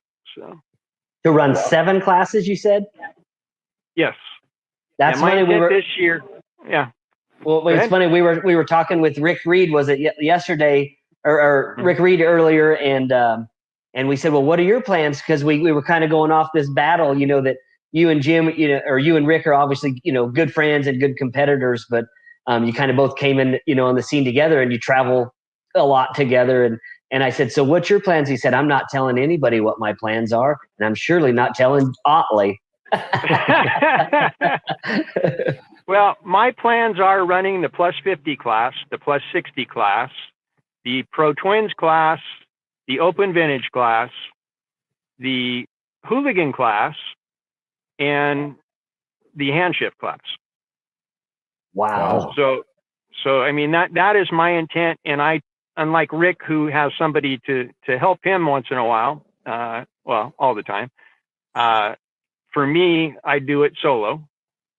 So it's going to be a lot of pre-staging bikes so I don't hold up the show. Absolutely. Tell us what you're doing right now. What are you doing in the off season training wise to get yourself prepared for these classes? Well, I do the same thing all year round. I either race or I work out. This year, at the end, I ended up having to do a lot of maintenance on my real estate. So that's been keeping me busy in addition to the working out part. And then fortunately with some of the speedway events, they've been letting us race the hooligan bikes with the speedway events. So, and this year I'm going to be riding for Dodge Brothers Racing. So, oh, cool. Does that mean a change in machinery or? No, what it was, I had talked to Tony Parent about the possibility of riding for Allied, trying to give him a clean sweep of the podium for the hooligan class at least. And he sounded interested, but then I was talking to Tony Dodge shortly thereafter, and Tony says, whoa, wait a minute. I want to get back into racing again. How much money do you want? And it's like, dude, yeah, I wasn't thinking about that. But now the other thing, Tony Dodge, I don't know on your series. I don't think there's any restrictions on the hooligan class, but I'm not sure because I'm going to try to run the AMA Grand National Championship Hooligan Series. Mm-hmm. It appears as if there's no conflict with Xtreem and that, and I don't know what the rules are. I cannot find the rules on the hooligan class because I'm going to be running a 1929 Indian Chout, which is a Chief motor and a Scout frame. Any place that it can be run effectively. So like on your half miles and the ovals, I can run it. On a TT, there's no way you can run a hand shift. Right. But other than that, you're in for a treat.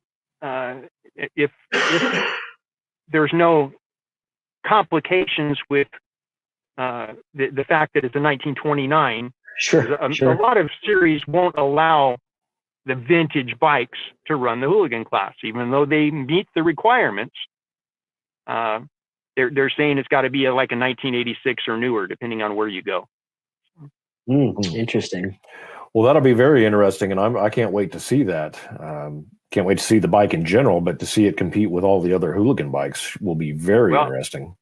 Yeah, I mean, you've seen the Indians that I ride. It looks just like that, only it's a 1200 motor, and it's a true hooligan. I mean, that's the original hooligan there. Yeah. Sure. Yeah. Well, that's exciting, and we'll look forward to seeing that. Now, will we see you at the first race of the season, the Texas Fandango? Absolutely. You'll see me at every race this season. All right. Excellent. And Jim, I know you want to take a moment to thank anybody for the season and the championships. Well, I want to thank Jake for making it possible. The venues were awesome. I want to thank Southland Racing Products for helping me prepare everything. And I mean, everything worked well throughout the year. I didn't get a chance to race the Indians at your events, but Bob Nichols' family has been very supportive as far as the Midge Indians that I raced.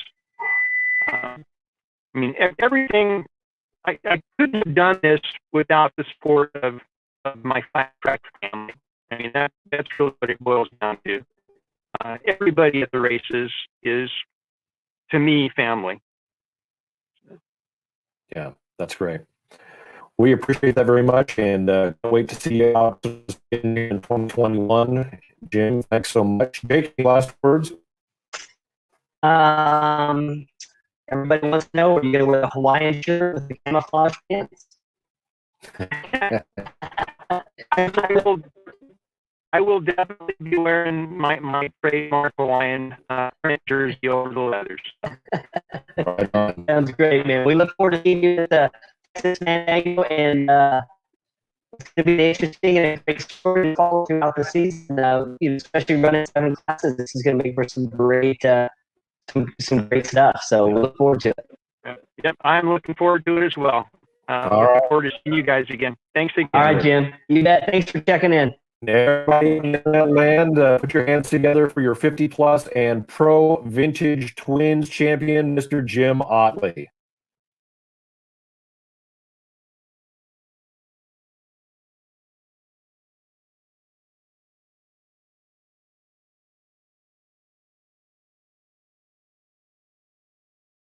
Hang on. All right. I think we were sorry. Okay, let's try that again. So, hey, I told you there might be technical difficulties tonight. So, is that a train coming through your house, Jake? Can you hear that? Yeah, it's a train in the background. Wow. I didn't realize you lived right next to the train tracks. All the time. All right. Can't wait to see Jim Ottley's 1929 Indian competing in the hooligan category. And it'll be fun to, like you said, watch him try to compete in seven different categories. And we will be seeing him at our first race of the season, the Texas Fandango, coming up on April 10th. We're getting ready to go to an interview with another one of our Texas friends. But one of the other new partnerships that you have developed for the 2021 season is with Tyler Harris Racing. Let everybody know what's going on with that organization. Tyler Harris Racing, THR Performance. He's a local kid out of Waco, Texas. He comes from a very long line of successful, family racers. His grandpa was a successful racer. His dad is a brilliant guy in his own right. And Tyler's a young kid coming up, but like I said in our press release, the kid knows what he's doing. I watched him take Anthony Lockbaum, from a good rider, and 2 weeks later completely transformed him. Engine package, suspension package, working with him on the track. And we're happy to have Tyler involved with the series. He's going to be at every Texas round for suspension support, setup advice, and to help you get that engine package dialed in that you need and answer any questions. And he'll also be racing. So I look forward to seeing him on the track. Happy to have him involved with the series. Yeah, it'll be great, and a lot of Texas support while we have several Texas rounds, and it's going to be a fun season, but we're going to be all over the western part of the country. We'll talk more about that in just a minute, but right now let's go to our interview with our 600 national champion, ladies and gentlemen, Patrick Tharp. All right, ladies and gentlemen, let's say hello to our 600 national champion. This is Patrick Tharp. Patrick, how are you? Oh, just absolutely wonderful, buddy. Yeah, let's talk a little bit about your season and the 600 National Championship. It was pretty much a silly season from the start with stuff, but we made it through. Jake and you guys got it together, and we put on a good show. Pretty lax season. This next one's going to be tough. I got some competition. I got the old Rick Real Deal Reed on me now, so. But this last year was a good year. Everybody came through the year. Nobody got hurt. Nothing broke. Motorcycle's still in good shape. We're just getting ready to go.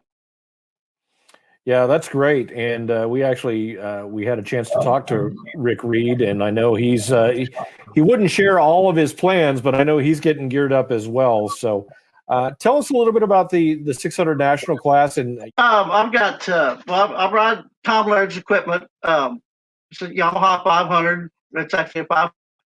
I've been riding the same bike since 2013. But we're going to make some changes on it. I know the competition's been tough, but it's fixing to get tougher, and which is a good thing because I know that we're going to put on a good show. Patrick, take a moment and thank the sponsors or anybody that helps you out for the season. Tom Laird, who's been my backing from the get-go.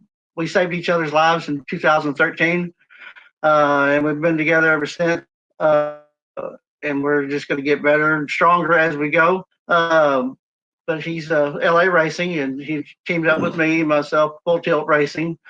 And I got Michael Maloney with Turn Left Leathers that supported me this year, and LS2 Helmets has come on board, helping me out, which is a great help.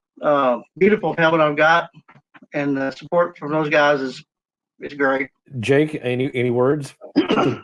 Yeah, here's what really sticks out with Patrick Tharp. We go way back, and not only do I go way back with Patrick, but I go back to Tom Laird, the guy whose equipment he rides. Tom Laird is a fast guy in his own right, and I've watched him race since he was Patrick's age, and so to see Patrick carry on the legacy, if you will, and Tom's still with us, but to carry on that legacy of Tom Laird LA Racing, super, super cool. Not only that, not only is Patrick a great motorcycle racer, but he's also a great promoter. And if it wasn't for Patrick, excuse me, the Brady, Texas would never have happened. So with his help, we put that deal together. And so he's a great friend. He's a great racer. And he's right. He's got a target on his back in 2021.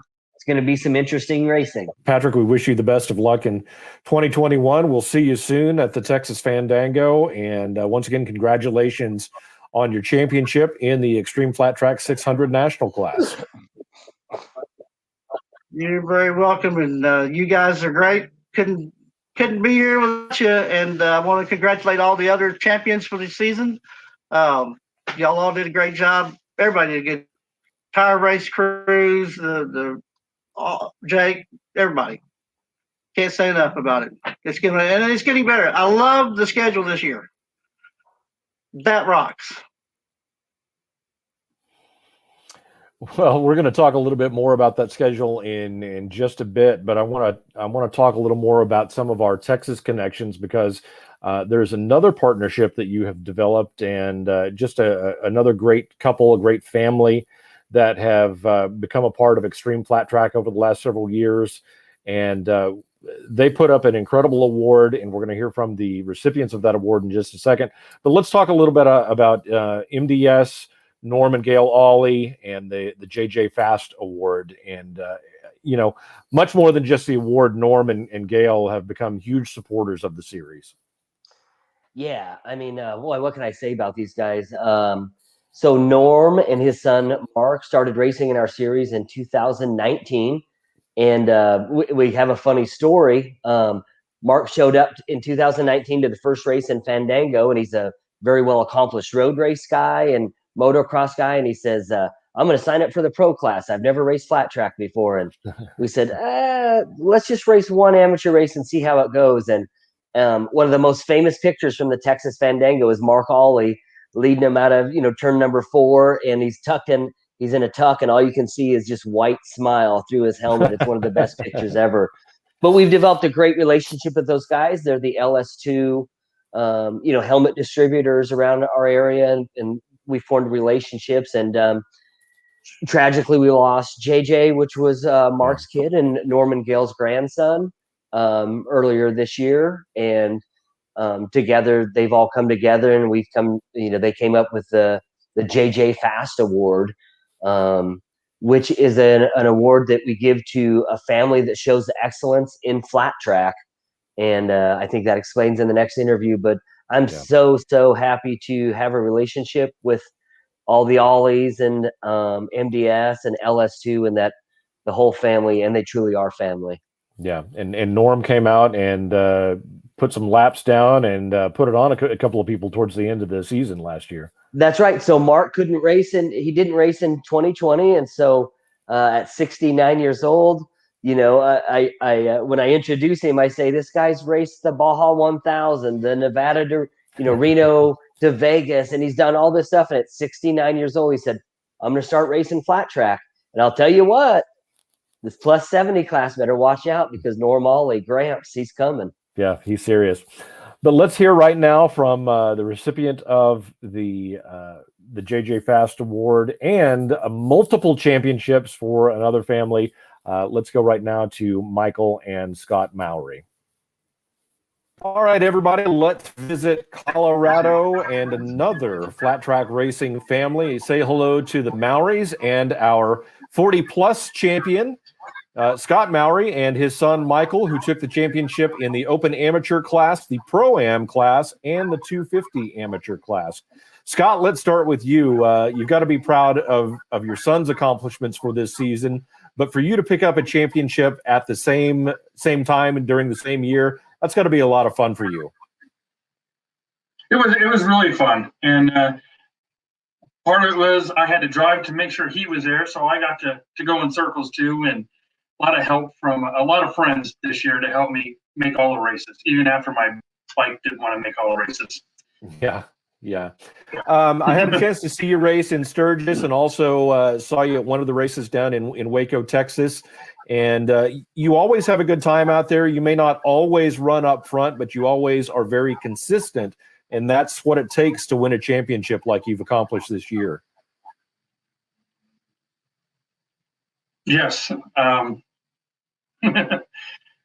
I said, just, being there with help from the Brittenhams and Jake and Ellis too, and the MDS, Norm, Ollie, helping us out this year too. Yeah, that's great. Well, Michael, tell us about your season. I mean, winning championships in 3 classes, that's quite an accomplishment. Yeah, it was a pretty good season. I liked competing with all the races out there and having as much fun as that I did. And obviously, I can't thank Mom and Dad enough. And then all of my other sponsors, including Jake, Xtreem, Norm, Papa Graham, everyone else. I just want to say, I had a lot of fun this year, and I couldn't have done it without everyone that I mentioned. So, yeah, what's one of the highlights of this year for you? I don't know, probably Sturgis, because in every single race I placed top 5, and no matter if it was competing with 250s or with 450s. And I'm on my 250 right now, and this year I'll be riding both 250 and 450. But last year on the bigger tracks, it was a little bit of a challenge with the smaller bike, but I still held my line, and I still placed top 5 in every single race. And I raced 21 races alone in Sturgis, so that was pretty fun. Yeah, that was awesome. And you had there was some really good competition in that open amateur category that you had to race against up there, and just some great racing all around in that category. Yeah. Well, one of the other big accomplishments for the entire family, and you guys are such a great family, such incredible ambassadors for extreme flat track and flat track racing in general. But you were awarded the JJ Fast Award from Norm and Gail Ollie, and that is for the family that is. Well, Jake, let you explain that a little better. Yeah, sure. It's basically an award that Norm and Gail MDS came up with in honor of their grandson JJ, who we lost earlier this year. And the JJ Fast Award basically just recognizes a person or family that truly shows excellence in that track.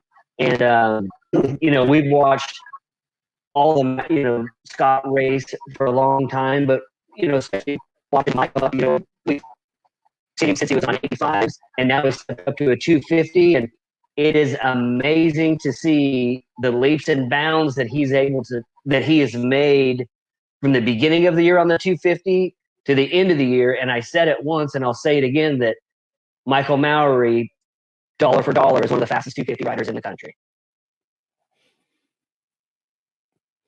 Yeah, I remember just watching him practice down in Waco, and just how fast he was coming through turns 3 and 4 on that Waco half mile. It was just so impressive to stand there on the side of the track and watch him come by. And I just can't wait to see him race again this year with even more experience under his belt from this past year, but also getting out on the 450. It'll be fun to see Michael competing in some of those other classes. And we can't fail to mention your mom, Michael, Lisa. You thanked her and your dad, but Lisa does so much for not only you guys but for Xtreem Flat Track. She helps with the scoring. She helps at the ticket gates. She's always willing to jump in and do whatever it takes. And I know I speak for Jake in saying that we couldn't get it done without Lisa's help in what we do as well. Absolutely. And I told Lisa this, and I like her because she doesn't take any crap from anybody. She treats it like a job, and she's really serious. And people don't give her. I'm really happy to have Lisa, and we've been talking, and she's going to be back next year helping out, and so we're really looking forward to having her at every race in one capacity or another.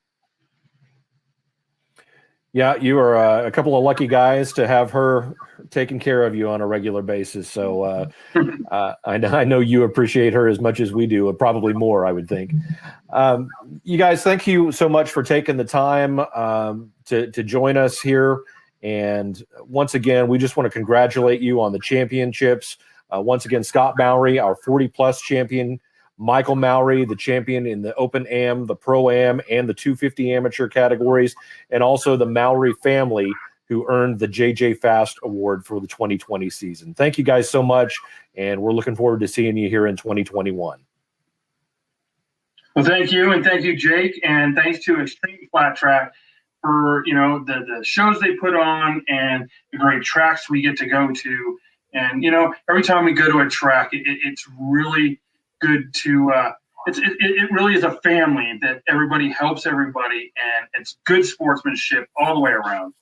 So I just want to say thank you to everybody that shows up and participates and has fun. Absolutely. All right, internet world, put your hands together for the Mowry family and multiple class champions for the 2020 season. Thank you. Thank you. All right.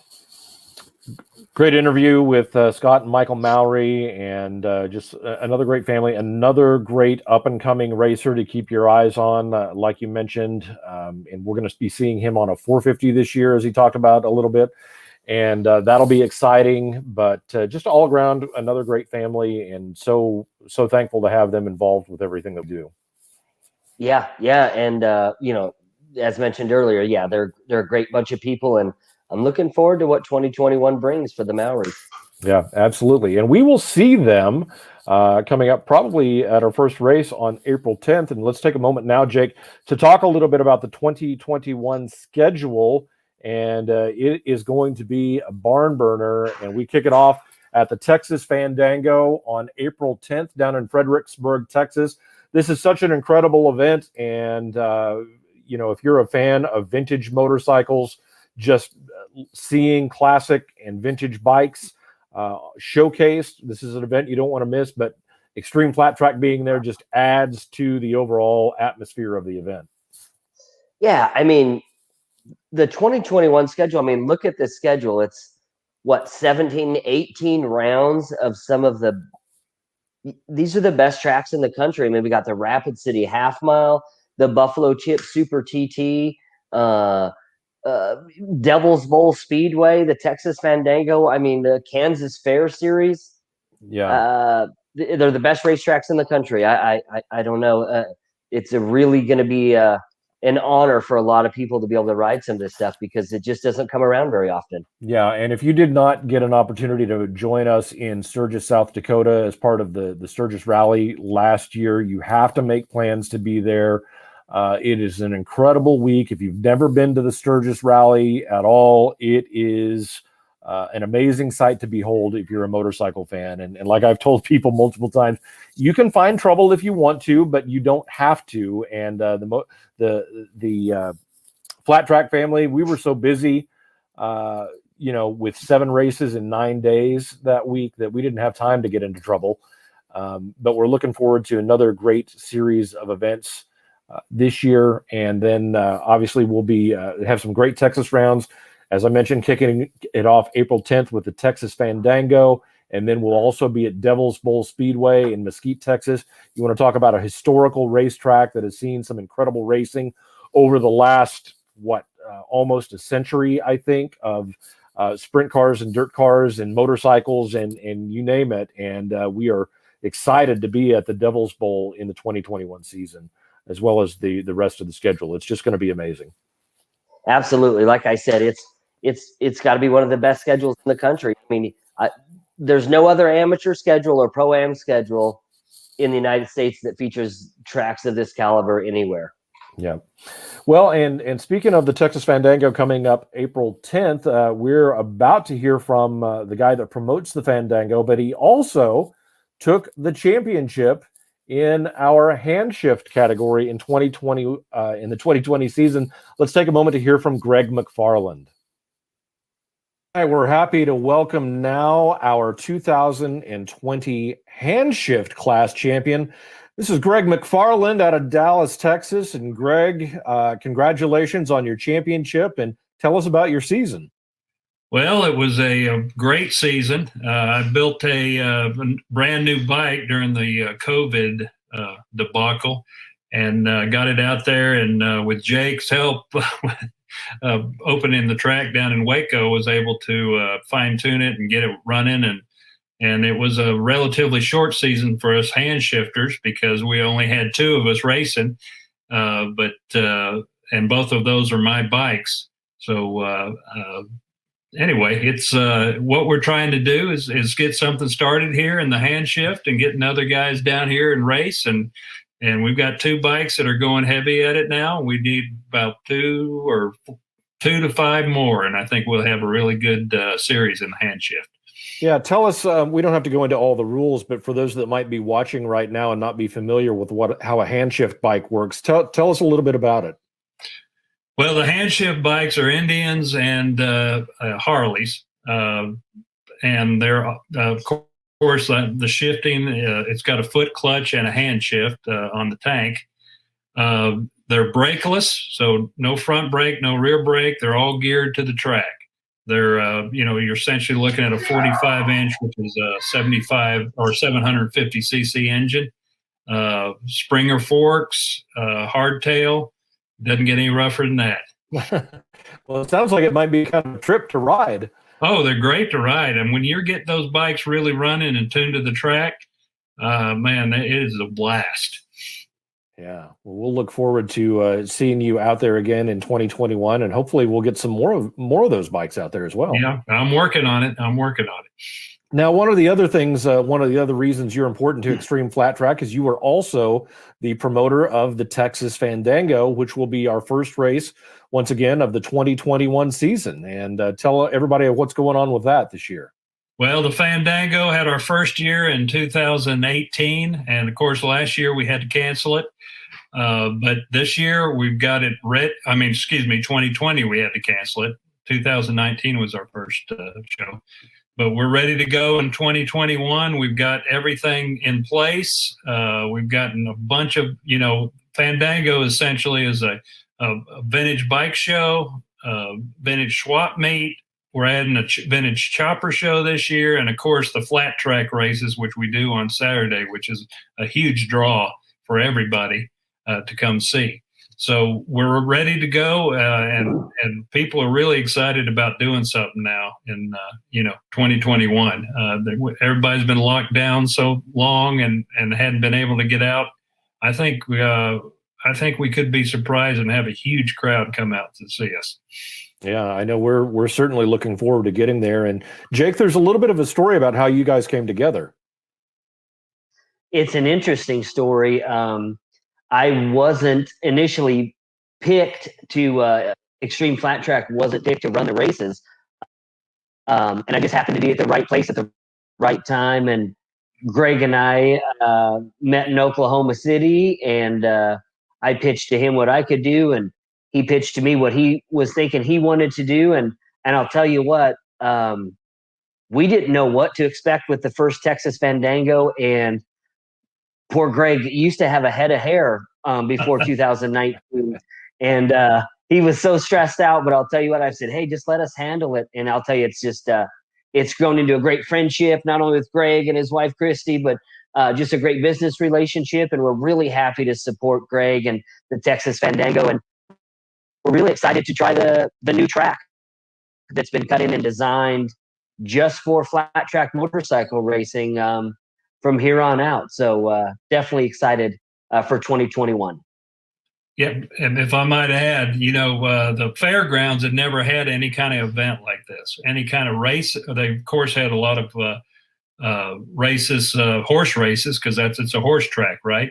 So they were kind of apprehensive. We told them what we were going to do. We ended up using the horse track, but it took so much effort, so much time, and they really didn't want us messing up their horse track too much. So they decided to cut a track for us and went to the expense of putting that track for the sole purpose of us having the flat track out there. And it's going to be a great little half-mile track.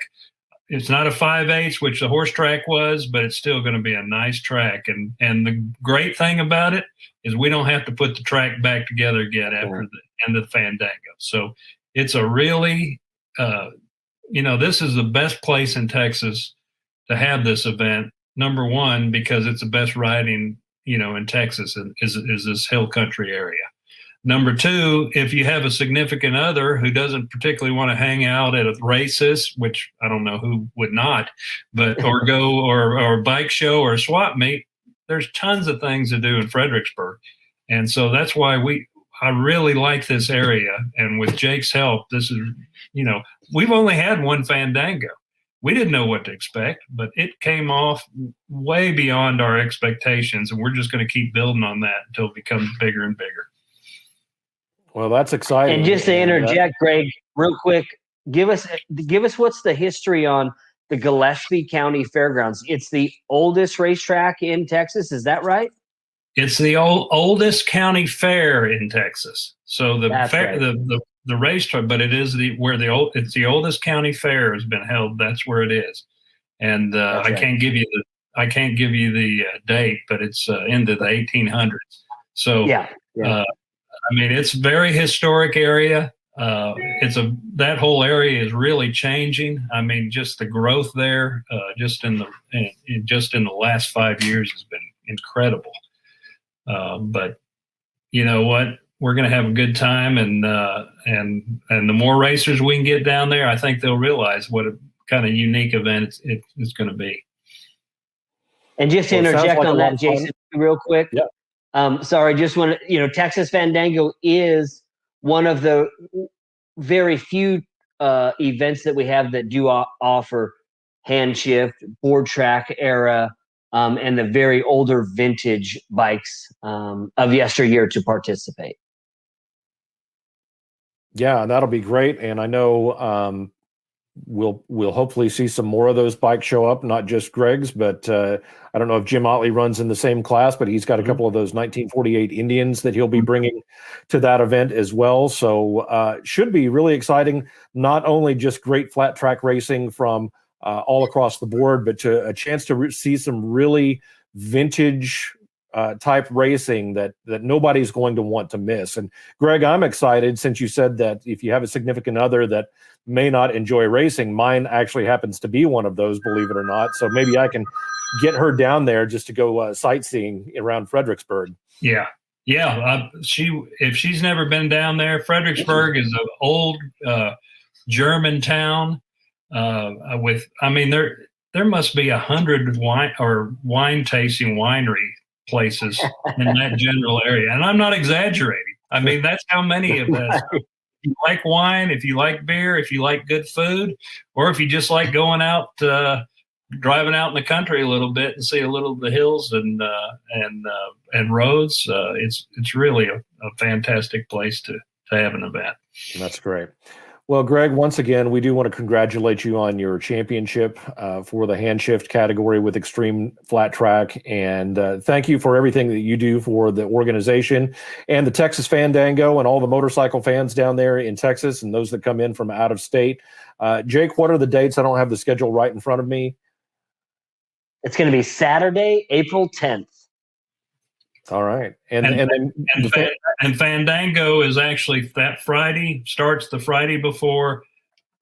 Saturdays, of course, our big day with the races, and then Sunday we kind of tool down, and we'll have, if you have a vintage motorcycle, we're going to go on a little vintage ride on Sunday. It sounds like a great weekend. So everybody make plans to be there. Greg, once again, congratulations. Thank you, and we will see you soon. Thank you, guys. Well, we'll be looking for big fun on April 10th as we head down to Fredericksburg, Texas for the Texas Fandango to kick off the season. I know you're excited to get things going, Jake, and it'll be great. I think it's going to be a great season. We had an opportunity to talk to almost all of our champions, but there were a few that could not coordinate their schedule or did not have the technical ability to join us for our online interviews. So we want to recognize them now. And let's start, Jake, with Joe Trumbleson, who took the championship in our Nobby category. Yep, Joe's out of Waco at first year on the Nobby bike, and he ended up winning a championship. And we wish that he could have made it here tonight to join in the celebration with us. Yeah, absolutely. And our 70s single champion, we saw a lot of him up in Sturgis, Mark Erickson, always a great rider running multiple classes. Yeah, Mark Erickson. Listen, Mark Erickson and I go way, way, way back, and he's one of the best guys you could ever meet. And I'm happy that he won that championship, man. He's still really, really fast. Yeah. And we've talked about the age range that we cover in Xtreem Flat Track, and let's put our hands together for our 70-plus champion, Gary Pettis, once again. Gary Pettis, winner of the 70-plus class. Even more stoked, he's the winner of the Moto Gear new set of leathers for 2021. Nice. And he is so excited. You know, he lost everything in a fire in 2020, I think it was, except his life, really. And I'm so excited to have him on the track and represent Xtreem Flat Track. Yeah. And one of the classes that we see at some of our races, and an ever-growing and popular and fun class, is the Mad Dog category. And our champion for Mad Dog and Xtreem Flat Track for 2020 is Bill Walker. Bill Walker out of Oklahoma. Anybody that knows anything about motorcycle riding in general knows who Bill Walker is. You know, he had an unfortunate accident this year, which left him, unfortunately, in a wheelchair right now. But, man, he was able to join us in Ada, and he scored enough points and won the championship in the Mad Dog class. And it's a bittersweet victory, but we love Bill Walker and his family. Yeah, and you know, our thoughts and prayers go out to the Walker family, and hopefully we'll see them out. You know, his son Jason races with us as well, and they always travel together, and you know, great ambassadors and racers, and so hopefully we'll be able to see them this year as well. And then our 450 Pro champion, the one and only, the always verbose Anthony Lockbaum. Yeah, Anthony Lockbaum. It's a shame we couldn't get him on here. He's got a hectic schedule, but listen, he's a kid grinding, trying to make it so that he can race motorcycles. So I don't blame him. You know, as mentioned earlier, Tyler Harris took him under his wing, you know, about halfway through the season, and look for good things from Anthony Lockbaum. He's got a great family behind him. His grandpa Willard Kelly is a very successful and motorcycle racer in his own right. So he's carried on the tradition for quite some time, and multi-champion, and look for good big things out of him in 2021. Yeah, and so once again, we're sorry that we couldn't get those particular champions to have interviews with them, but we did want to make sure to take time to recognize them and all of our champions. Just a great group of people and great racers, and you know, we're just you know, unfortunately, we couldn't have an in-person celebration in 2020 just due to everything that's going on in the world, and we've been working to put this together. And so for those of you that are watching, we appreciate you being with us here tonight. We're not done yet. We still have one more champion to hear from, and so stay with us. as we will hear from our Open Pro champion, and then Jake and I will be back to close us out in just a few moments. But right now, let's hear from a great ambassador for the sport and the Xtreem Flat Track Open Pro champion, Jesse Janisch. Ladies and gentlemen, it's time for us to welcome our 2020 Open Pro champion. Say hello to Mr. Jesse Janisch.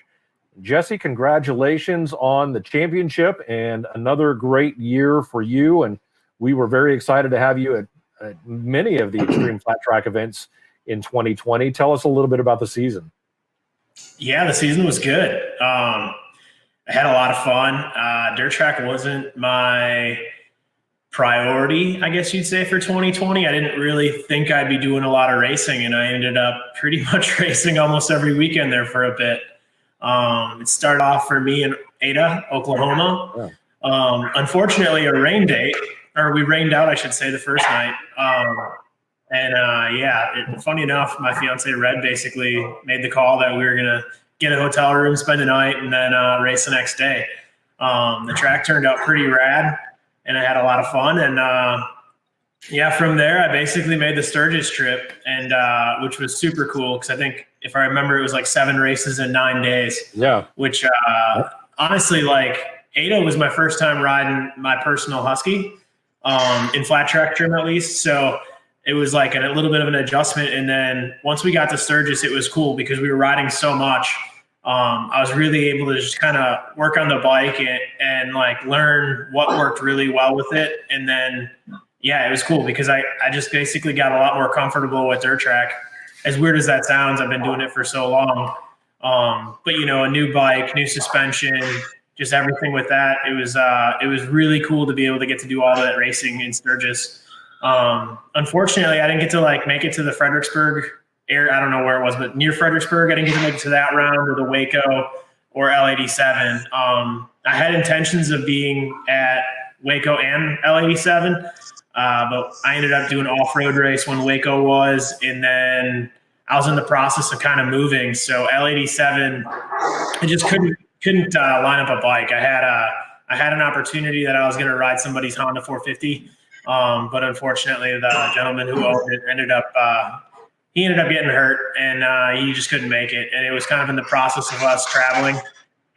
So unfortunately I didn't get to make that. It would have been cool. I was hoping to be able to win both championships, but one's still pretty cool. It is what it is. So it was fun. The year was good. It was a fun year. Yeah. And you mentioned that you hadn't exactly planned on doing flat track this year, but there you were. You ended up coming to several of our races and then doing some other races as well. What kind of made that change? Because you were pretty much intent on riding strictly off-road this year. Yeah, pretty much I think it was like February, I was in Wisconsin for the 3-hour ice race. And then basically I was just traveling back, and I just had this crazy idea that was like going a mile a minute that I wanted to race and represent my friend Alec Muth, who passed away a couple of years ago. So I talked to Mark, and he talked to Lisa, and I talked to my fiance Red, and just kind of thought it'd be cool to just kind of like get back to enjoying dirt track. I raced dirt track for a very long time, and I kind of got out of it after like the beginning of 2012 is when I pretty much quit racing altogether. And it's kind of a weird deal, but I always explain it like when you think you should be as good as someone like Jared Mees, and you think you have the capability of doing it, but you can't like figure it out. It's like you just want to like smash your head against the wall. Like, it's just so annoying. Like, what are they doing so much better than you? Or what is it that you can do differently to like get to that level? It's just, it gets annoying, right? So when I came back in like 2014, 2015, it was all about having fun, and I had a lot of fun for those years. And then it kind of started getting more and more serious, which normally once it gets more serious, that's kind of when the enjoyment kind of slows down a little bit with it. And that's kind of where we got in 2019. So racing in 2020, honestly, was just all about enjoying dirt track again. And it was just, that was kind of the biggest part. And it was probably the best part about all of 2020 for me, was that I was able to get back into dirt track and like legitimately just enjoy it. Like I'm a results driven person, but I'm also like totally content with whatever place I get as long as I feel that I ride well. So if I go out and I get a 10th place, but I feel like I rode to the best of my ability, I'm totally cool with that now. And that's kind of like a little bit of the change, and it's kind of helped me just enjoy racing again. And yeah, it's cool. Like I legitimately get stoked for my competitors. Like somebody beats me and I feel like I rode good, then heck, they deserve it, you know? And I think it's a lot of that's just with age. But also I've turned professional racing into a hobby, which is kind of like a weird thing for most people, probably to say or to do, but it makes it really rad. You know, it's just all about enjoying it. And it's cool that I can still compete at like a high level with not necessarily, like, I don't want to say I'm not taking it serious, because I do, but I just take it serious to a point where it's just all about enjoying it, you know, and I'm not going to like go beat myself up because of a 5th place. If I go out and I don't ride good, I'm not going to be happy about that. But honestly, most of the year, I think there's only like maybe 1 or 2 times where I really wasn't happy with the way I rode. And most of the time it was honestly like in a heat race. So I was pretty happy all year. And that, yeah, it just made it way more fun. Yeah. And you mentioned Sturgis. You really seem to be having a good time up there, and you were pretty dominant, but you had some great battles, especially with Robert Pearson, and when Joe Kopp and Cody Kopp showed up on the last couple of events. It was really great to see all of you guys going at it at the Super TT, at the Buffalo Chip, and then at the Rapid City Half Mile. Just really some great racing, but you did really well that entire week with your performance. But you looked like you were having fun. And one of the things that I just really want to point out is that I thought was so cool is Rob Pearson had a school on that Wednesday that we had a day off. And when you could have gone out and done sightseeing or just relaxed that day, you actually came and helped out with the school. And it was so great to see yourself and Bugs and other riders, but especially you two guys that some of the younger riders really look up to. They know who you are. They've watched your career, and them getting to interact with you one-on-one. And I should also point out that you actually lent your bike to somebody that day who was brand new to flat track racing. And, you know, it was just so cool to see how you interacted with those people. And I know it meant a lot to them, and certainly to us, because it was a great representation of Xtreem flat track, everything that went on that week and your participation in it. But it was, you just looked like you were having a good time and willing to help out anybody that was there. Yeah, that was a blast. I'll be the first to admit I'm not a huge fan of maybe running a school. Yeah. Obviously, I like the idea of them, but in my opinion, there's so many different ways to get the job done that I don't really like to push people to ride a certain way unless they're like riding unsafe.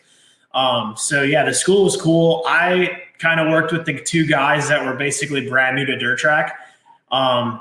For me, I guess it's just a selfish way of being able to, you can really watch somebody improve when they have no experience. So for me, it was kind of like a cool way to like basically get somebody to go from, you know, a 20-second lap time down to a 17-second lap time instantly, basically, because they've just never done it before. So I guess the instant gratification of helping those guys was nice. And there's so many different ways to ride dirt track, right? I mean, you watch someone like Brad Baker. I mean, nobody can really ride like he did, you know, and it's like, so do you push somebody to ride like him? I ride different than most. I mean, Bugs rides different than me. Kenny Coolbeth has a different riding style. You know, there's so many different ways to get the job done in dirt track. And, you know, there's certain tools that certainly work, but I just kind of like to work with the newer guys just because I don't want to like tell somebody that they're doing something wrong if they might be able to do it better than me. I mean, there's so many different ways to make, you know, you're going in a circle. There's so many different ways to do it, you know. Yeah, so it was cool to be a part of it. I was glad that I did it because it's not something that I'm normally like real comfortable with. And it's certainly not something I've never done before, but it was really rad to help out. And I'm glad it happened, and I would definitely do it again.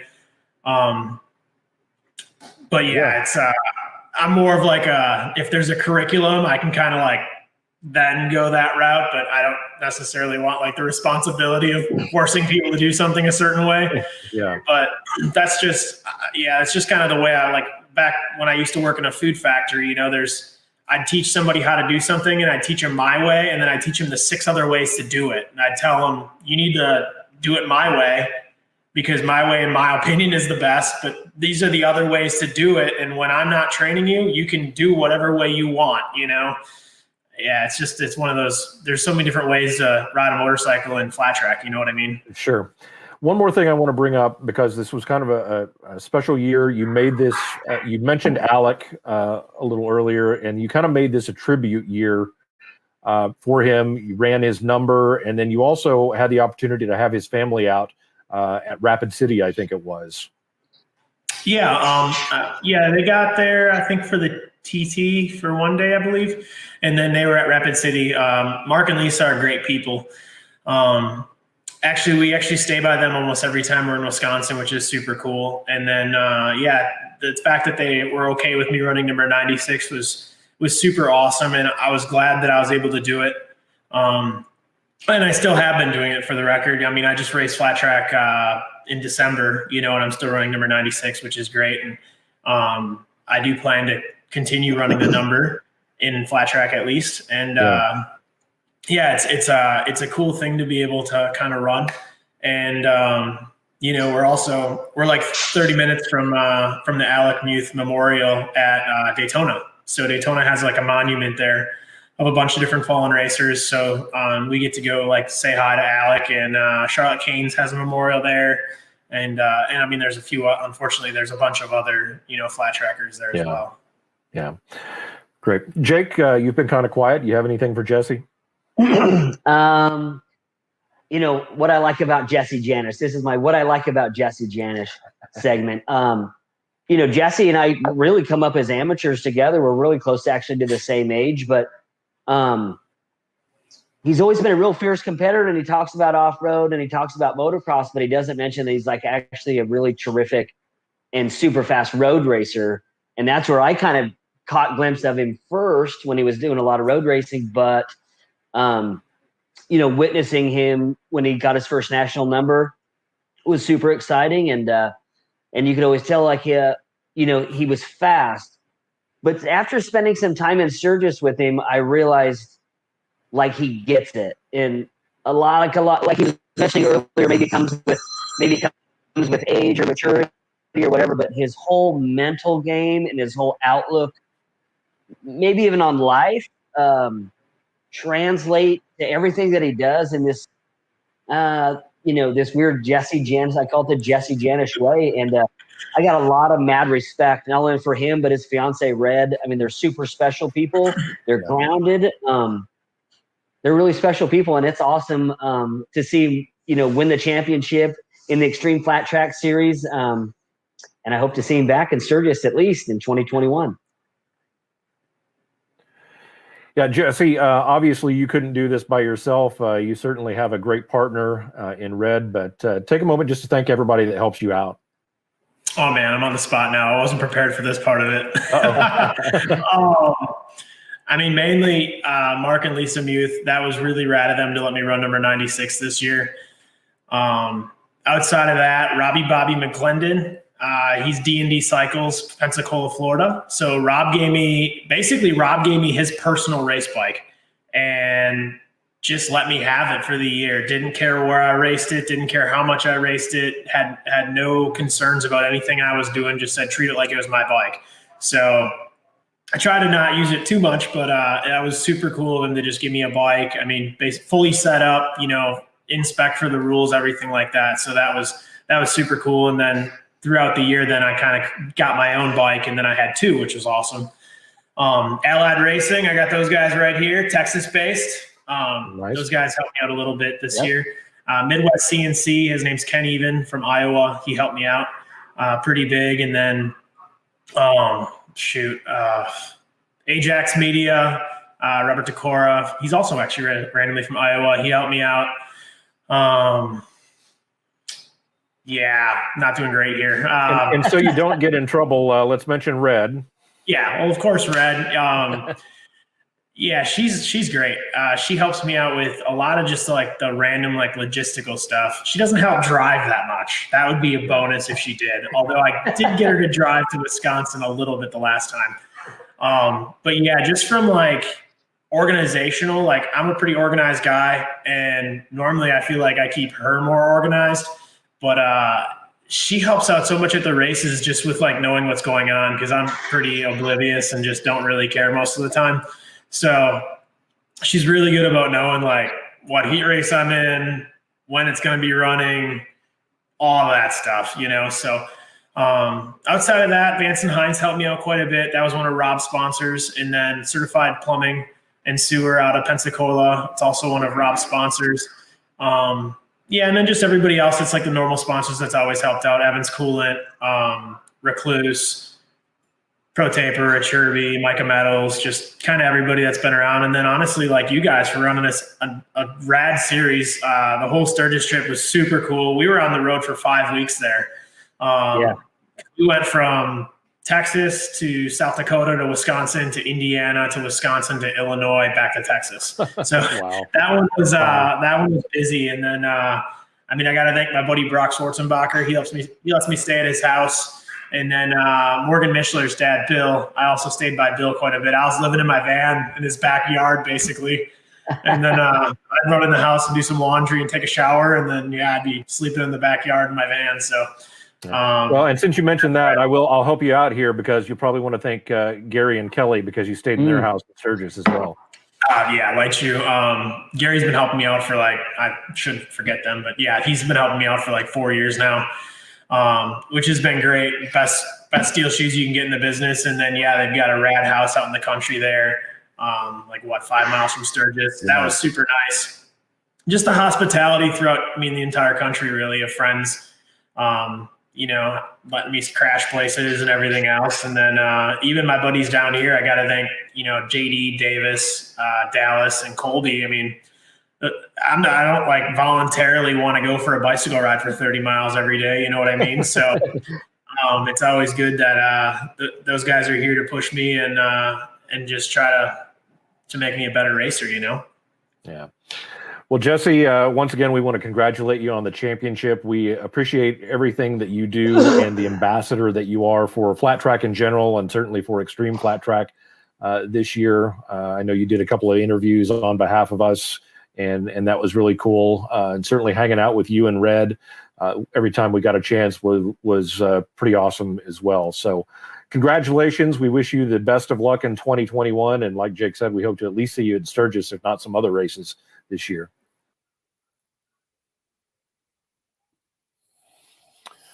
So there it is, our Open Pro champion, Jesse Janish, never short of words, but I thought there was some really good nuggets in there, especially for younger riders to take out of his interview. And, just a great ambassador for the sport, and one of those all-around riders, like you mentioned. And it was great to kind of become friends with them and be able to hang out a little bit, because admittedly I was a little bit of a fanboy beforehand. I just thought he was always a good rider, so it was cool to get to know them better throughout last year. Yeah, Jesse and Red, and I'm happy to call them friends, and anytime they're at a racetrack, actually just follow them on social media. They're a hoot. Yeah, absolutely. And well, with that wraps up our champions interview. So Jake, let's give a big round of applause, and everybody out there, to all of our champions for the 2020 season. It was a really great year. We think and we hope that 2021 is going to be even better. The schedule looks incredible, as we've talked about earlier. And one of the things that I didn't get everything prepared that I wanted to do this, Jake, but I think we should go ahead and announce that we have plans to launch a new weekly program where Jake and I will come on and talk a little bit about the season, hopefully interview a racer or two, and talk about what's going on with the events. And you can find that here on Facebook and YouTube. What are we calling that thing? The Supreme Xtreem Show. I was going to put an intro together, but I didn't get time. But Supreme Xtreem Show. We'll come up with something cool. Just definitely keep in touch on our Facebook, our Instagram. There's a lot of neat stuff happening with the show coming up. Some new partners being announced, some new sponsors being announced, possibly another round added to the schedule. So all right. a lot of stuff happening. Just have to stay tuned. Yeah, and like Jake mentioned, the social media, we're on Facebook. We have a Facebook page and Instagram. You can find all of those at Xtreem Flat Track. That is Xtreem with an X, in case you didn't notice. And now you can see it scrolling across the bottom, or our logos right there underneath us. And then also xtreemflattrack.com for all of the information, the schedule, the rules, and everything you want to find. If you can't get our social media by going to those, you can find it on the website and connect through that method as well. And then keep an eye out for the new program that we will be launching here soon to keep you updated with everything going on in the world of Xtreem Flat Track and our events and our racers. And as you can tell by what we've done this evening, we have some great racers. We really want to take the opportunity to promote them as much as we can, because this series is about you, the racers. And we just want to give you the opportunity to have some FaceTime to the new and up and coming Xtreem Flat Track fans. And speaking of that, if you know of somebody that's a flat track fan and they're not yet following Xtreem Flat Track on Facebook or Instagram, or not familiar with our events, please let them know about us. And if you know somebody that would be interested in watching tonight's program, our celebration of the champions, we've actually done better than I thought. I was anticipating that we might go 3 hours, but we're going to be just over 2.5. So that worked out well. I know it might have been lengthy for some, but we've had a good time. It's been fun to join this live portion of it and then hear from all of our champs. I think maybe we should have launched a drinking game in conjunction with, like every time I said an or said all right at the beginning of an interview would have been good times to drink. So if you want to go back and watch, feel free to take those as hints if you want to add a drinking game component to our champion show. It'll be just like a live awards banquet. Absolutely. Hey, we're always having fun over here at Xtreem Flat Track, right? Yeah, absolutely. Jake, parting thoughts on the evening? What a great season. What a great bunch of people that are involved with us, and great memories. And I'm so looking forward to 2021. Yeah. Once again, ladies and gentlemen, we thank you for joining us live here tonight. Feel free to share this program out with those that want to watch it. And on behalf of the Xtreem Flat Track president, your very own Jake Latimer, my name is Jason Baffrey. It's been a pleasure to be here with you tonight. And we will see you on our new program coming up soon, which will happen before April 10th, but we'll definitely see you at the Texas Fandango in Fredericksburg, Texas on April 10th for our season opener. Thanks, everybody, and have a great night.